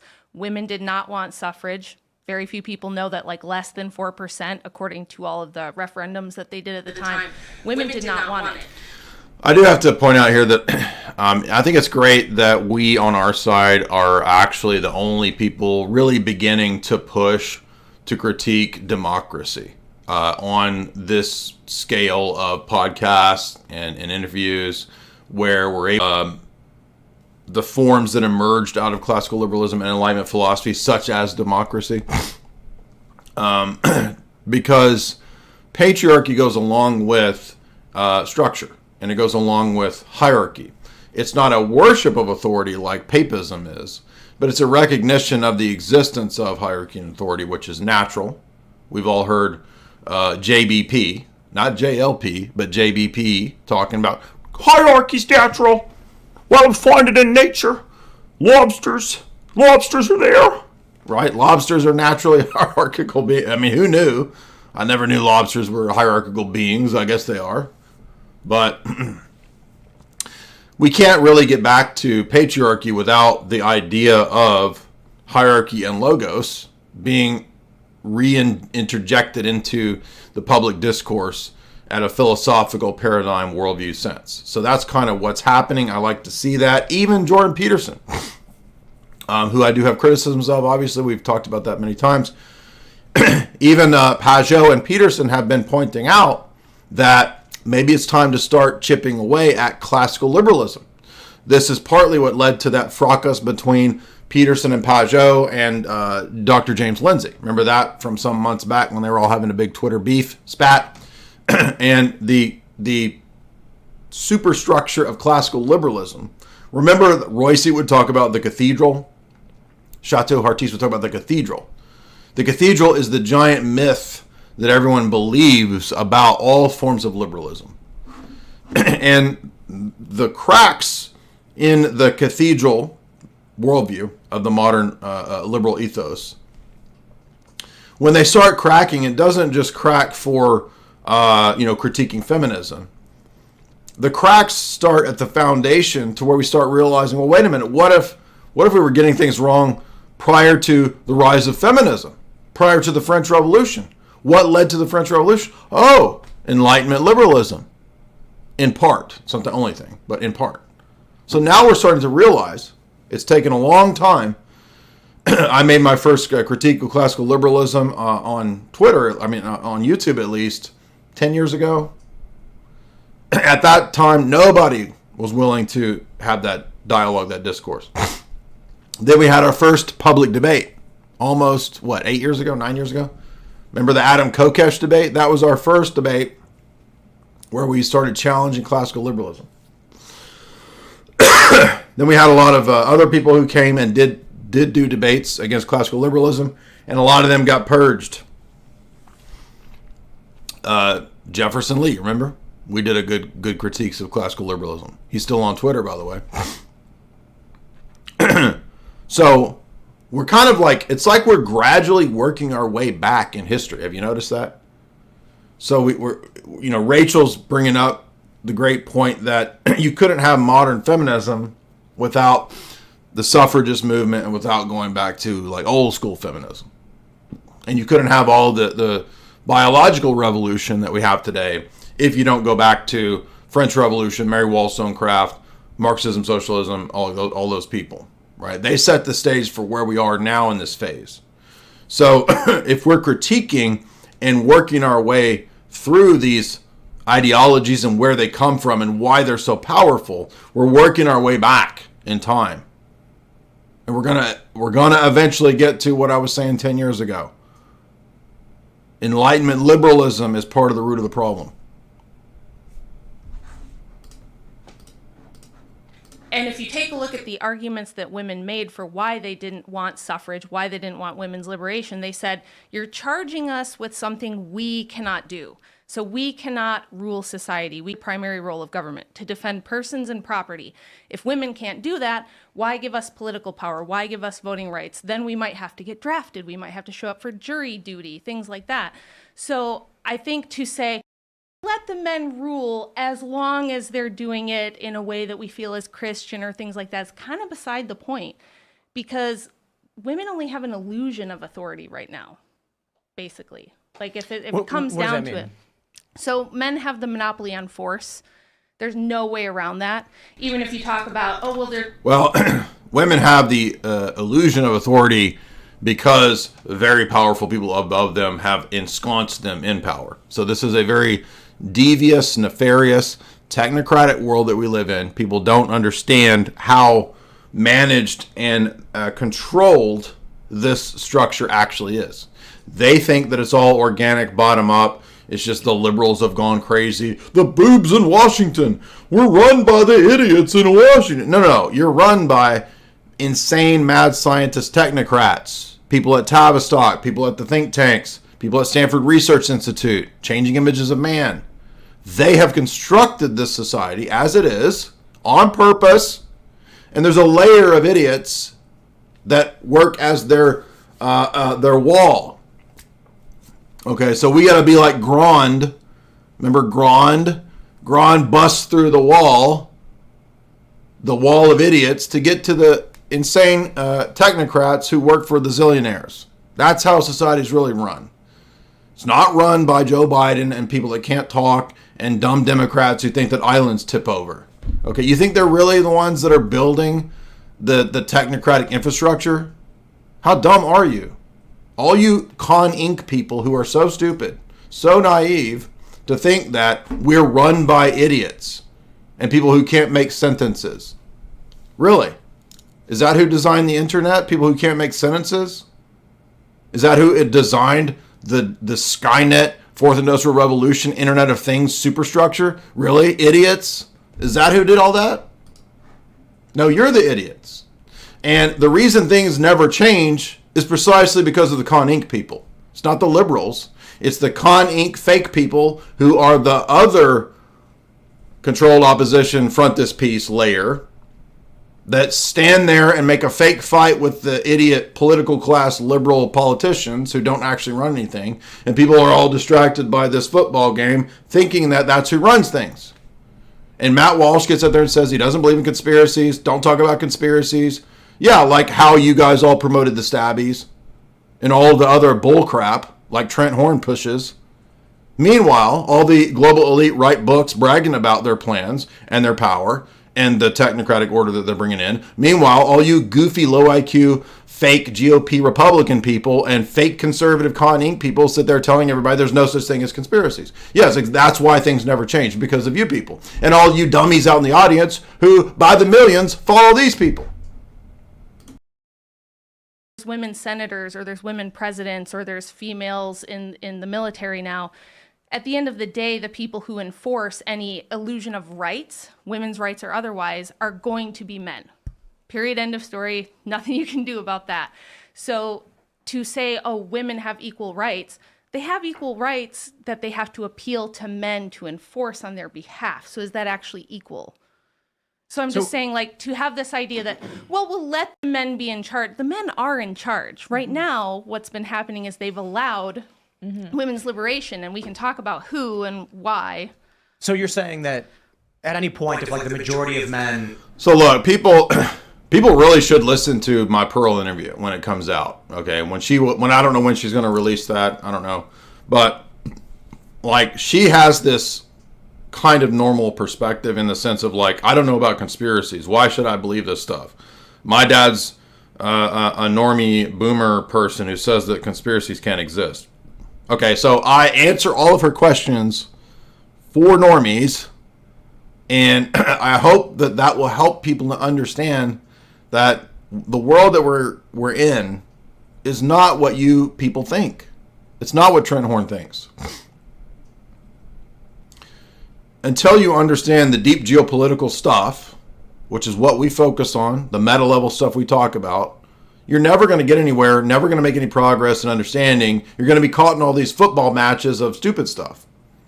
You have to get down to the real essence of what's going on and who runs our culture and our society. And if you can't figure that out, you're never going to get anywhere. For example, how was it that I and others were way ahead of the curve, for the most part, on Bitcoin? You say, what's this conspiracy stuff good for? It's good for nothing. I just get blackpilled. Okay, when I got deep into Bitcoin in 2017, why was I into it? Because I started reading about how it was a counter to the Federal Reserve fiat currency scam model. So there's a conspiracy element of the Fed and all of that stuff, fiat dollar being basically worthless.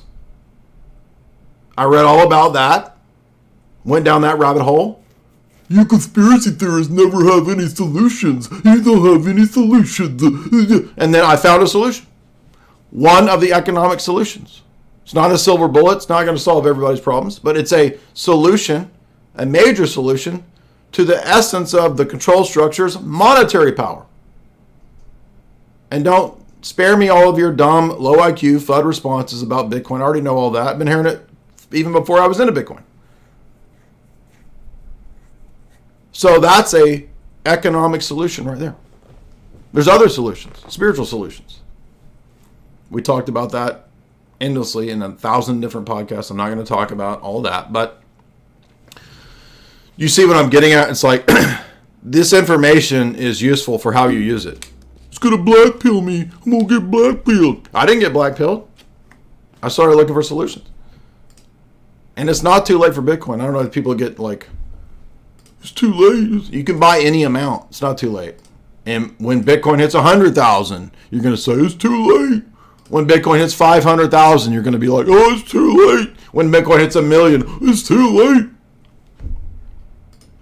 In government, we're like, yeah, women, you're done. That's it. Yes. We wouldn't really be able to do much about it. I don't disagree, but if I think tomorrow they went, we've had enough of this little experiment, hasn't gone so well. I think this women's rights stuff is over, and no more voting for you, and you're going to mostly be at home. If you have young children and you're a mother, you're going to be at home raising them. You're not going to be, trying to be a CEO. What would women do about that? Get mad, cry a little bit, yell. I mean, but... Yeah, I see what you're saying. I mean, I feel like politically, women certainly have a lot of power. There are a lot of guys online who refer to our current Western society as gynocentrism. Mm-hmm. But I think I see what you're saying in that because men typically are the aggressive force, if they decided to, they could. Well, of course, this is true, but that's not really how things play out, right? I mean, technically, yes, men could step up to the plate and change everything right now if enough men understood what was going on and chose to do that. But that's not how humans operate. Humans, it takes a long time for things to happen, for change to come.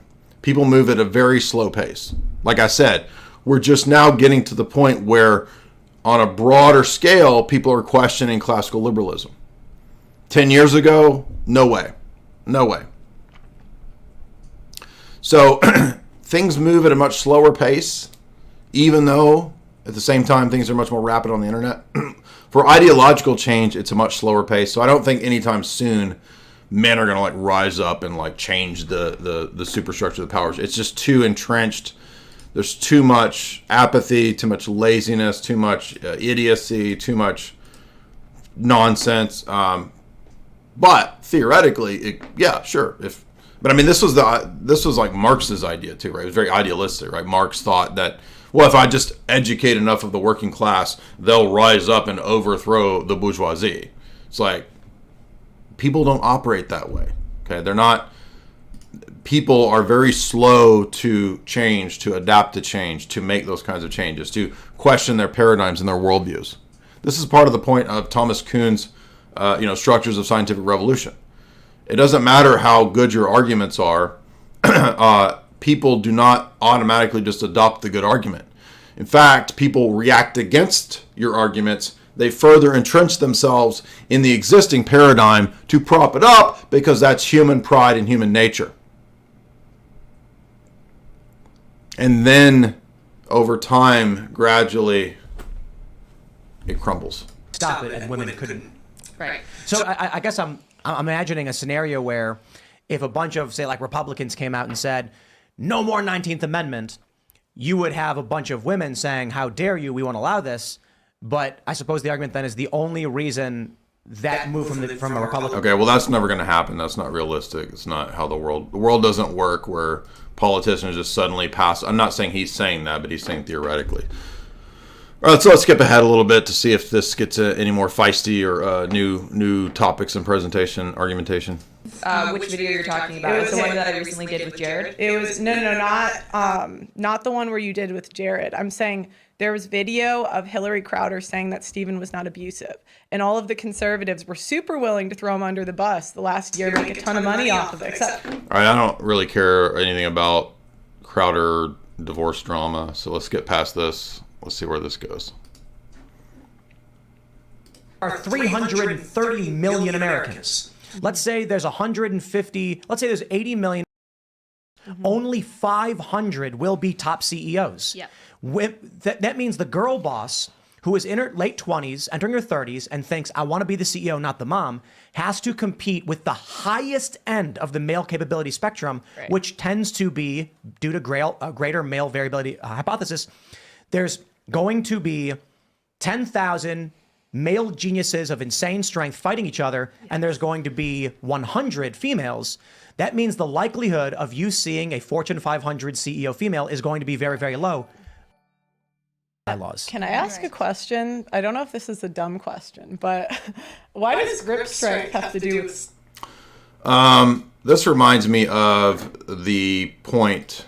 Now they're talking about, well, will we really have these many female, high-powered CEOs really because you're going to be losing in the competitive... No.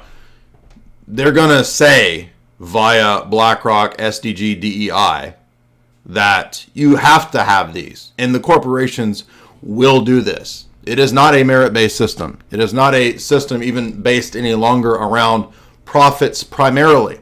The system has now shifted to the agenda, not even about the profits. And everybody should see this by now due to all of the Fortune 100, Fortune 500 companies that have pushed all of these insane political, ideological agendas that hurt their bottom line, and they still push it. Gillette, Disney, Bud Light, etc. Everybody has seen this. So we're not actually going to go into a situation where, us dude bros are safe because we're going to outcompete and we'll always win in the merit-based. We're not in a merit-based system. Okay, I don't know what libertarian fantasy world people exist in where they think that we live in a merit-based system and that the merit of the product and the whatever will win. No, dude, we don't live in that world. You live in a fantasy world. And I'm looking for my Larry Fink clip, because remember Larry Fink was saying last year at Davos, that we're going to shove the DEI, SDG, all of that down your throat because you need to be social justified.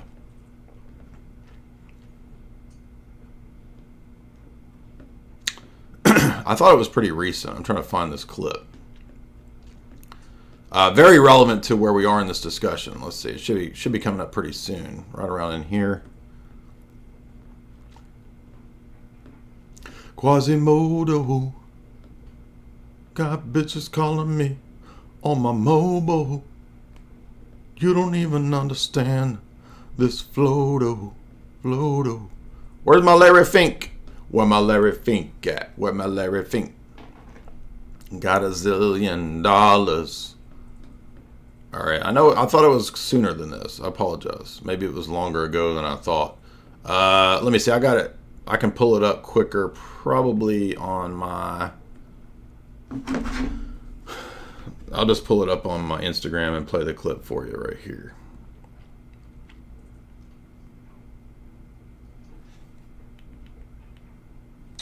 I could argue in the developed countries, the big winners are countries that have shrinking populations. Okay, that's something that most people never talked about. You know, we always used to think shrinking population is a cause for negative growth. But in my conversations with the leadership of these large developed countries that have xenophobic immigration policies, they don't allow anybody to come in, shrinking unemployment, shrinking demographics, these countries. Yeah, here it is. I found it. Just took forever. Winners are countries that have shrinking populations. Okay, that's something that most people never talked about. You know, we always used to think shrinking population is a cause for negative growth. But in my conversations with the leadership of these large developed countries that have xenophobic immigration policies, they don't allow anybody to come in, shrinking unemployment, shrinking demographics, these countries rapidly develop robotics and AI and technology. And if the promise, I didn't say it's going to happen, but if the promise of all that transforms productivity, which most of us think it will, we'll be able to elevate the standard of living of countries and the standard of living of individuals, even with shrinking populations. And so the paradigm of negative population growth is going to be changing.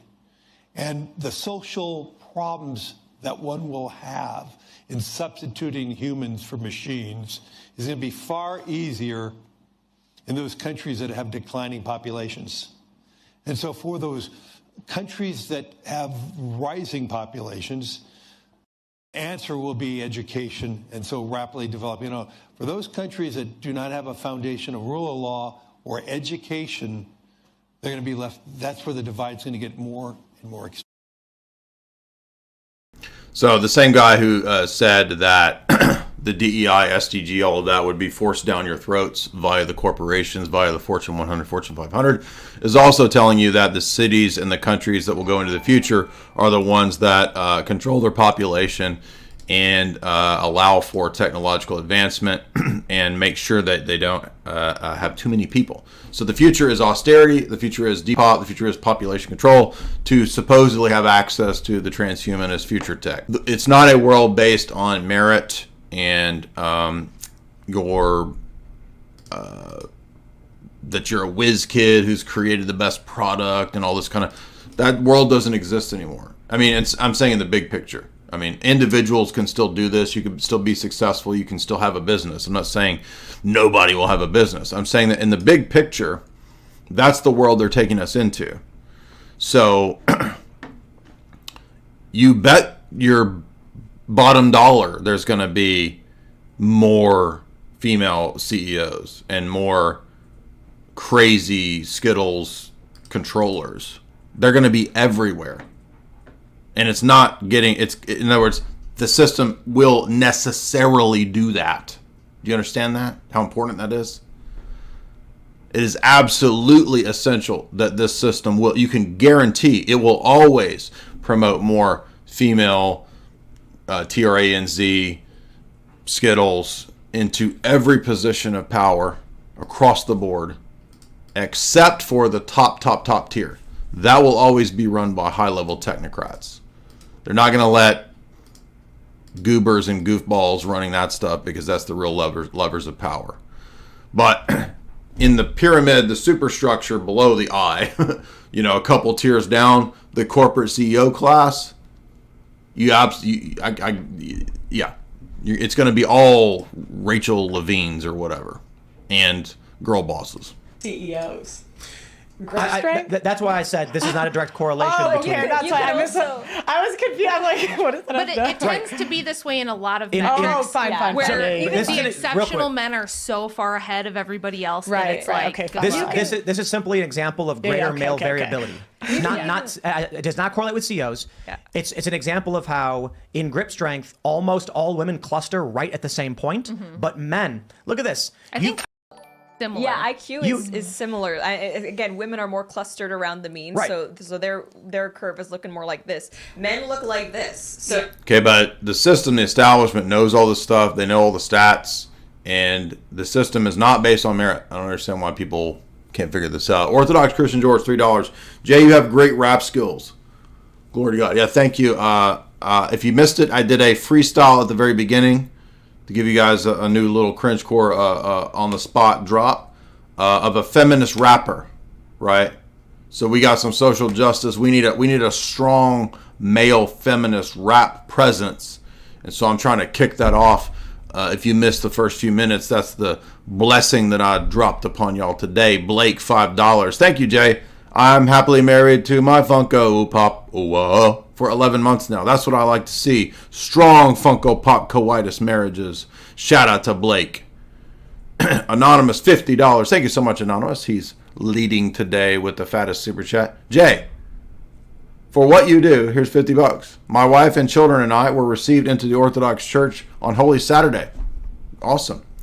Pajot and Lord of Spirits had my curiosity. However, you had my attention. Keep it up, man. Hey, that's awesome, man. I really appreciate those kind words. God bless you, man. Thank you so much. Guys, if you want to support the show, you can. And look, it's not too late for Bitcoin.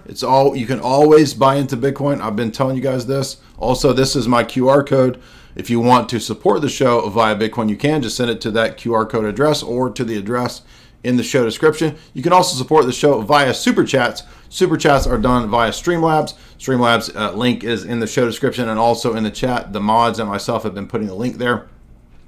If you're enjoying today's discussion, we are analyzing the debates recently had by the ladies on the internet.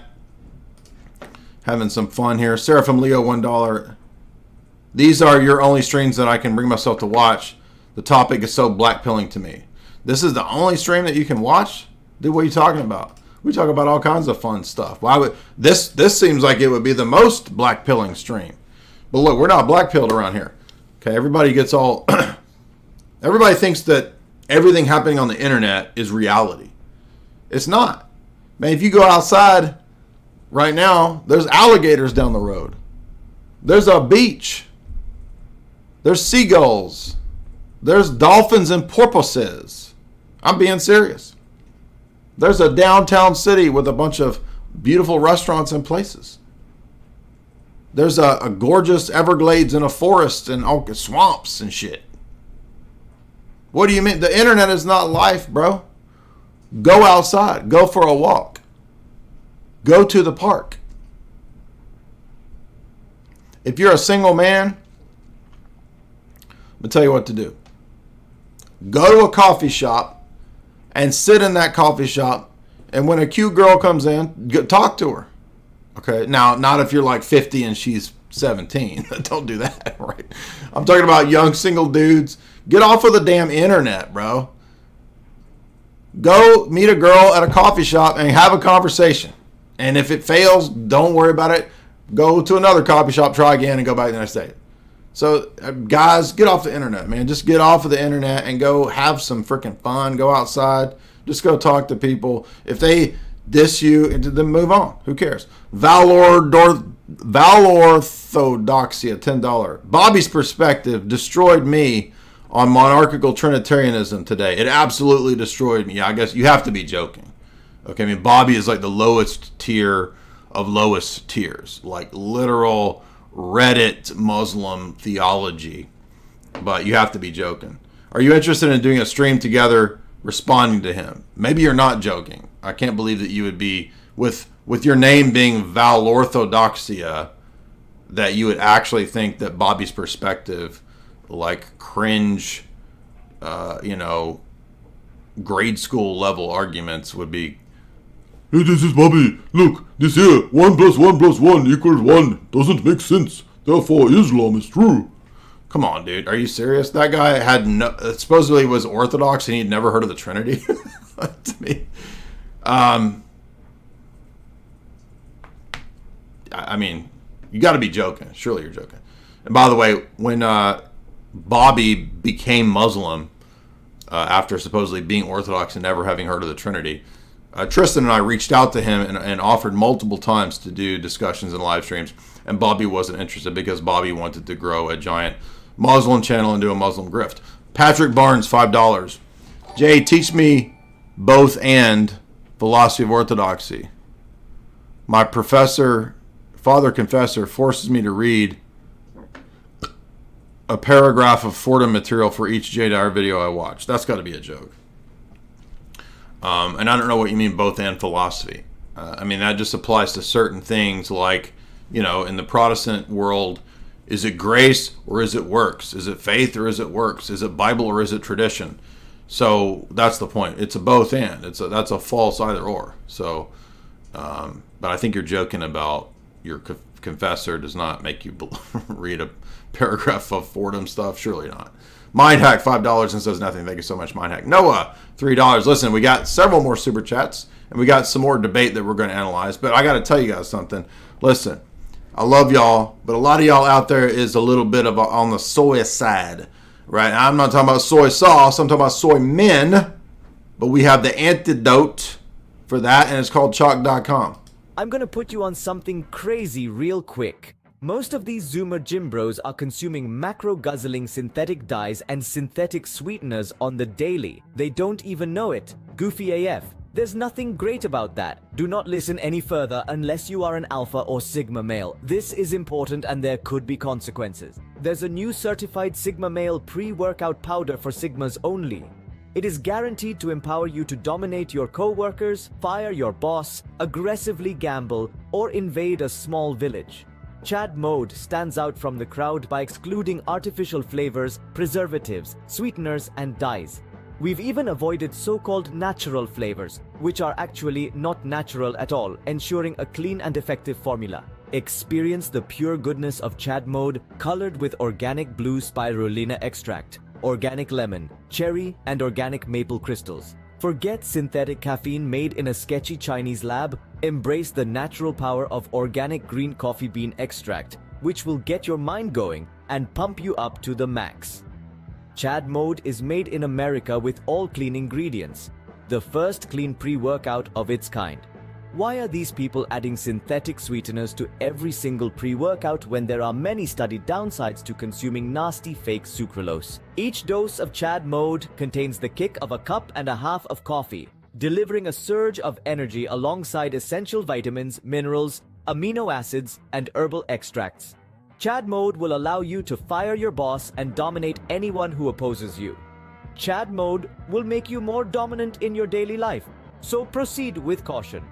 It's as simple as mixing 1 or 2 scoops of our fine powder into water or juice, providing you with a delicious, energizing beverage featuring a burst of sweet organic fruit flavor. Chad Mode will give you the extra edge you desperately crave.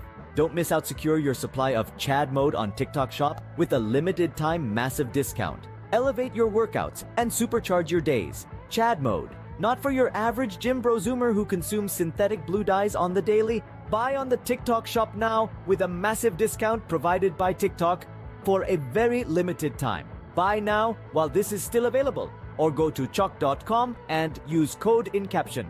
Chad Mode has been flying off the shelves because it's the first of its kind, certified for alpha males only. Do not buy if you are a beta. We will refund your money. I'm gonna put you on something crazy real quick. Most of these Zoomer gym bros are consuming macro-guzzling synthetic dyes and synthetic sweeteners on the daily. They don't even know it. Goofy AF. There's nothing great about that. Do not listen any further unless you are an alpha or sigma male. This is important and there could be consequences. There's a new certified sigma male pre-workout powder for sigmas only. It is guaranteed to empower you to dominate your co-workers, fire your boss, aggressively gamble, or invade a small village.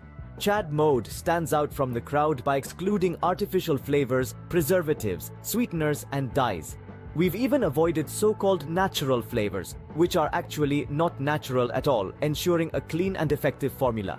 Experience the pure goodness of Chad Mode, colored with organic blue spirulina extract, organic lemon, cherry, and organic maple crystals. Forget synthetic caffeine made in a sketchy Chinese lab. Embrace the natural power of organic green coffee bean extract, which will get your mind going and pump you up to the max. Chad Mode is made in America with all clean ingredients, the first clean pre-workout of its kind. Why are these people adding synthetic sweeteners to every single pre-workout when there are many studied downsides to consuming nasty fake sucralose? Each dose of Chad Mode contains the kick of a cup and a half of coffee, delivering a surge of energy alongside essential vitamins, minerals, amino acids, and herbal extracts. Chad Mode will allow you to fire your boss and dominate anyone who opposes you. Chad Mode will make you more dominant in your daily life, so proceed with caution. It's as simple as mixing 1 or 2 scoops of our fine powder into water or juice, providing you with a delicious, energizing beverage featuring a burst of sweet organic fruit flavor. Chad Mode will give you the extra edge you desperately crave. Don't miss out. Secure your supply of Chad Mode on TikTok Shop with a limited time massive discount. Elevate your workouts and supercharge your days. Chad Mode, not for your average gym bro zoomer who consumes synthetic blue dyes on the daily. Buy on the TikTok Shop now with a massive discount provided by TikTok for a very limited time. Buy now while this is still available, or go to chalk.com and use code in caption. Chad Mode has been flying off the shelves because it's the first of its kind. Something that we're all proud of. I got a browser here. This is Jay Dyer's much vaunted, much sought after Philosophy 101. Now, he just got this page up. We are just testing it out. You guys are some of the first people in the world to see it. I want to say, for my part, it's not Philosophy 101. I think this is a mistitling. I really think of it as like Philosophy Unleashed, because a Philosophy 101 course, they give you kind of some useless information that you can't make sense of. Jay actually lays out over 12 weeks, dozens and dozens of hours put into just the presentation of this, let alone the hundreds and thousands of hours of research that it takes to have a coherent evolution and history of the origins of philosophy, the uses of philosophy, the different ways to look at it over time, and how that has been brought about to what we have today, which is almost an absence of philosophy on the objective logic and reason side, and an overabundance of woke philosophy that is irrational and is made up day by day as people are like, I think we should bring racism back, and then here's a justification, and then it gets wokeified and spread out, and then all of a sudden you have a bunch of communist, socialist ideas where you become the property in action. You need to be able to stand your own ground. It helps to have a foundation in philosophy because it's a method to find truth. When you get down to it, philosophy is there.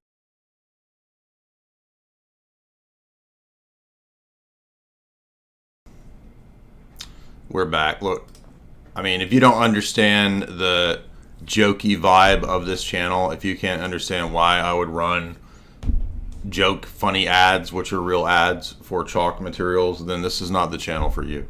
Again, Tonkat Ali, excellent, proven to boost testosterone. The ads, by the way, are funny as hell. I mean, we got Vivek Roboswamy, and I mean, you can't get why that's funny. And you want to bitch in the chat about, stop playing this ad, I will never watch your chat. Dude, that ad is the freaking bomb. It's the funniest ad ever. And it doesn't even make sense why the ad would make you mad. Like, I mean, I gotta, look, bro, chalk.com, baby. What are you talking about? It's how we make a living. Noah M, $3. Can you recommend a resource to learn about Bitcoin? I mean, it's pretty easy, man. All you got to do is, unfortunately, I mean, there's not that many great exchanges, but just on-ramp to start out, all you got to do is sign up on Kraken, sign up on Coinbase if you have to, and just buy Bitcoin, man. It takes a day or two to get your bank verified and attached and all that. It's that easy, man. So that's what I would do. I can't tell you what to do. I'm a boomer when it comes to all of this. I bought silver, but I want to get into crypto. Well, I would just not worry. I would just focus on Bitcoin. If you're new and don't worry about all this other stuff. All you got to do is just hodl. And so it's no more difficult than signing up for Robinhood and making a Robinhood account and attaching your bank account and buying it every week or month or whatever you want to do. It's that easy. So that's all you got to do. Now, as you progress, then you want to learn later on about cold storage, how to store your Bitcoin off the internet, off the exchange, because as you get more and it becomes wealthy, or it becomes you become more and more wealthy, it becomes a legit store of value for you. You're not going to want it there on the exchange, so you're going to need to learn about cold storage. So all this stuff is not that difficult. It's pretty easy, pretty self-explanatory. A lot of people have been asking me lately about Bitcoin, and the only thing is I'm looking for a good place to send people where there's an actual like referral, right? So Coinbase doesn't do the referral anymore. Kraken quit their referral, so there's not really any referral outlets at the moment. Blake says for $2, how do I send them Bitcoins? Is the coin somewhere in the email? Exactly. That's a bona fide boomer bro right there. Shout out to my boomer bro Blake. The Bitcoins, you put them into an envelope. So the Bitcoins are a microchip that you put inside of an envelope, and that's how you mail it. Logan, $25. Thank you. Second biggest super chat of the day. Shout out to Logan. Here, this will fund your efforts. You are the greatest KGB sorcerer that we have. Look, I'm not the KGB sorcerer that everybody wanted. I'm the KGB sorcerer that you all needed at this moment. I'm not even the KGB sorcerer that you deserved. I'm the one that you needed. And that's where we're at. So thank you, Logan, for that. Snapping like your fave, boy. $1. Did you want to be a dad when you were younger? I had times where I had a desire to be a dad when I was younger. And, I've never really worried about that kind of stuff. I've just always put it in God's hands. Like, if it happens, it happens. If it doesn't, it doesn't. I'm reconciled to however things play out. I think once you kind of reconcile with what God wills for you, what God's providence is, I think you're kind of like at ease. You know what I mean? You're at peace with whatever comes. So, we don't actively try not to have children. But we're open to it, but we don't know if Jamie can. So, I just simply am not worried about it. I trust God's providence and just continue forward, and I'm happy to be, we're super blessed. I'm super thankful for all the things that we've been blessed with. So yeah. All right, let's see. Where does this debate go? Let's more sassy, spicy, feisty.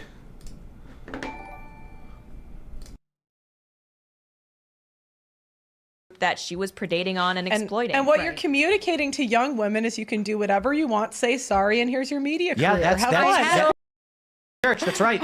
You can go and ask for forgiveness, and if you truly mean it, it is granted to you. So now they're talking about Nala, which I think that this is a good point. That first of all, as we said, we did a live stream on Nala. We critiqued that. It's great if she wants to turn her life around and truly convert, but a lot of these people are converting to things. Right, papism, evangelical husband-wife co-pastor team churches. That's not. Again, those people might be sincere in their conversion. I don't know, but those types of Christianity, we saw this with Kanye.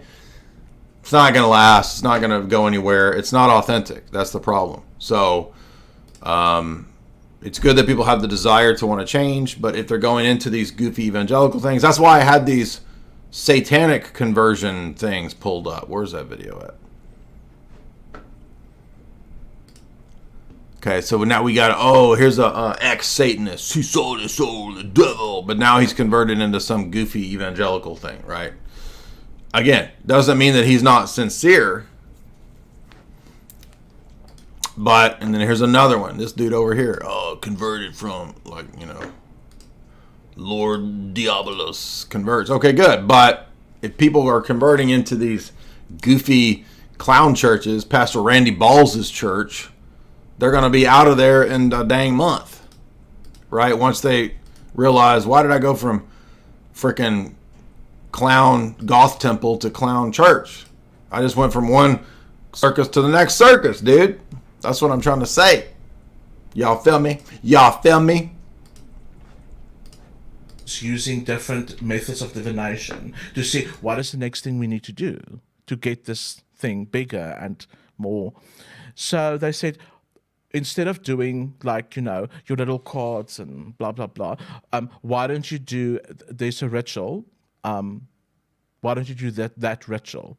And I say to them, okay, but that ritual, and because I've read about it, and I've studied a lot of the symbols in the ritual and stuff, and I said, that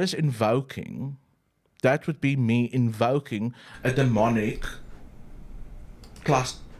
By the way, we also have to be very reticent and cautious with converts like this, not because we necessarily can judge people's hearts, but because Satanists will actually fake convert to the church to infiltrate and subvert the church. I'm not joking, right? They're known for this. They talk about doing it. It's the exact same pattern and technique that Marxists, secularists, feminists, witches, they will actually do this. They will pretend to convert. They will go into the churches, and then they will cause chaos on purpose. And then it makes Christianity and the church look bad. I mean, the entire Novus Ordo superstructure has intentionally brought in Skittles people into their priesthood on purpose. Look up the Michael Rose book. On purpose. I mean, it's like people are so naive that everybody just believes everything is as it's presented, right? But then the other extreme is thinking everything is fake and a conspiracy. So there's two extremes here. Alan Ray, $3. How would you respond to atheists that says that if God created laws of logic, how do you know that you're a fallible human being and applying them correctly? Well, I can still hold to the laws of logic and believe in fallibility, because not everything is either absolutely certain or absolutely fallible, right? So some things have to be the case that don't fit under the domain of fallibilism. So, for example, to have communication or knowledge or discourse at all requires there to be things like logic or laws of logic or meaning and so forth. So we know those are transcendental necessities for the possibility of knowledge at all. So that doesn't really fall into the domain of fallible sense data or empirical sense data. It's in a different category.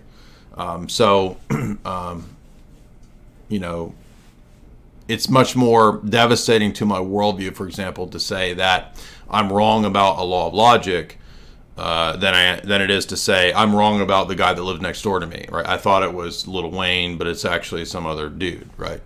So you understand how one of those things can be wrong. I can be fallible in that, and it doesn't destroy my worldview. But if I'm wrong about the existence of meaning or the laws of logic, that completely undercuts the possibility of knowledge at all. So that's why that's a false equivalence, I think, between two different categories. Doobie Braun, $5. I'm a new subscriber. I just came over here from the Duran. I really like your material, and I respect your disposition. This is good shit. Stay humble. Hey, thank you, Doobie Braun. Appreciate that. Yeah, that was one of the funnest interviews that I've done in a long time. So I really appreciate the bros over at the Duran having me on. We had a great conversation. If you guys missed that, go check that out. Got a lot of views on that, so I'm very thankful. Seraphim Leo, $1. I meant that there are only streams that I avoid because I get bummed out by the stats of degeneracy. Look, don't let your life be determined by stats. You can go out and still make your own way, right? Look, most people don't believe in Bitcoin still. Most people are not in Bitcoin. Who cares? All right? Most people are dumb. Most people are idiotic. So you can go and get into Bitcoin and not care what a bunch of dum-dums say. So you don't have to let your life be determined by internet dorks and nerds and stats and people fussing on the internet. You can go make your way. That's what I'm trying to say. We did. You can do it too. Also, Seraphim says that I'm glad I did watch your videos since I never considered your point about stats being manipulated. Also, please say a prayer for Father James Bernstein, who I think is about to pass away. Yes, he's a famous Jewish convert, and I think people are saying that he's might be passing away soon, so everybody should say prayers for him. Let's get back to a little bit more of this. Does this get feisty? I want to see something feisty, something happening.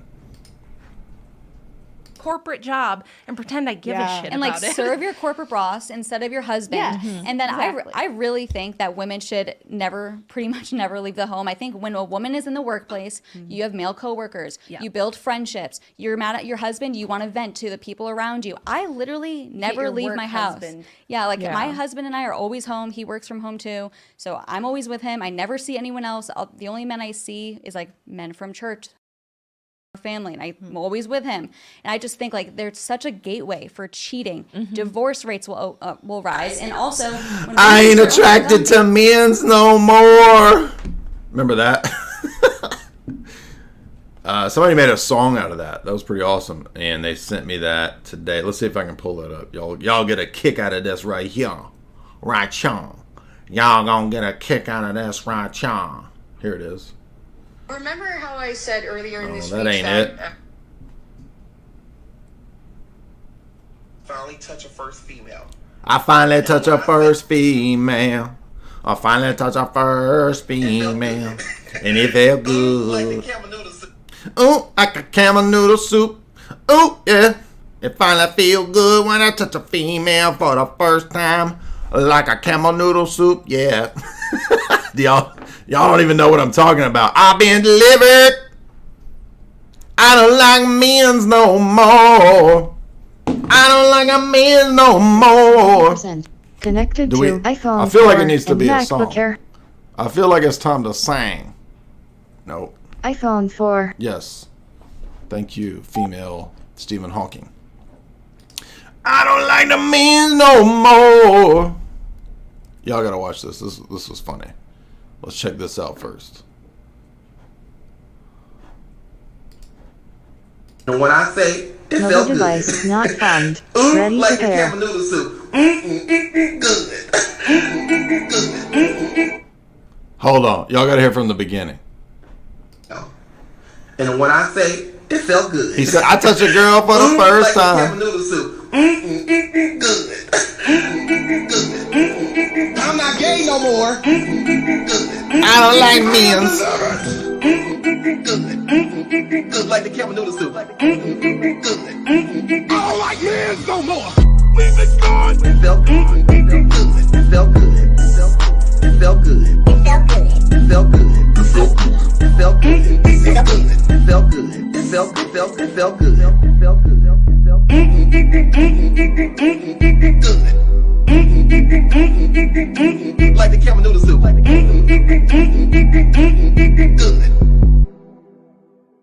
I don't like men's no more. I'm not gay no more. I am delivered. I'm not gay no more. I don't like men's no more. I am delivered. I don't like men's no more. Man, I feel like we gotta find a good beat for that, right? You know what I mean? Let's see. Let's look up a dark R&B type beat. It's always a gamble. I don't know if we're gonna get it or not. Dark R&B type beat. I don't like men's no more. Come on now. iPhone 4. Connected to iPhone 4. I don't like men's no more. I've been delivered. It felt good like Campbell's soup now and other consumable products. I don't like men's no more. Not no more. Gotta find me a dank dirty girl, 'cause it felt good. I touched her skin, I touched her nose. Don't nobody knows what I went through. I don't know. The hardest part is finding the right beat, you know what I'm saying? That was kind of R. Kelly. Let's see. Oh, all right. Yeah.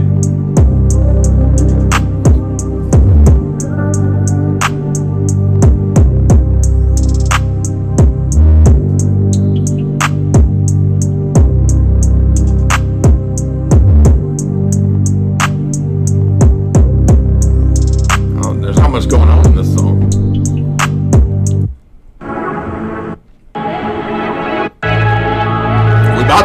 can find the right song, we'll start cooking. I don't like men's no more. Not no more. I got delivered. I don't like no men's no more. I touched a girl and it felt good. I don't know. Still not feeling it.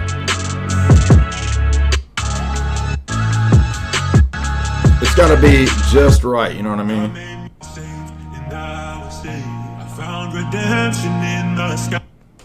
These beats suck, dude.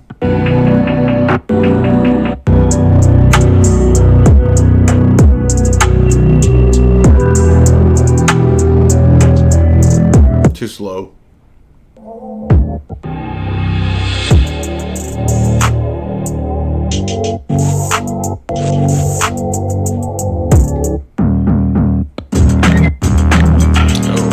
Even worse, dude. This is getting rough. I don't know.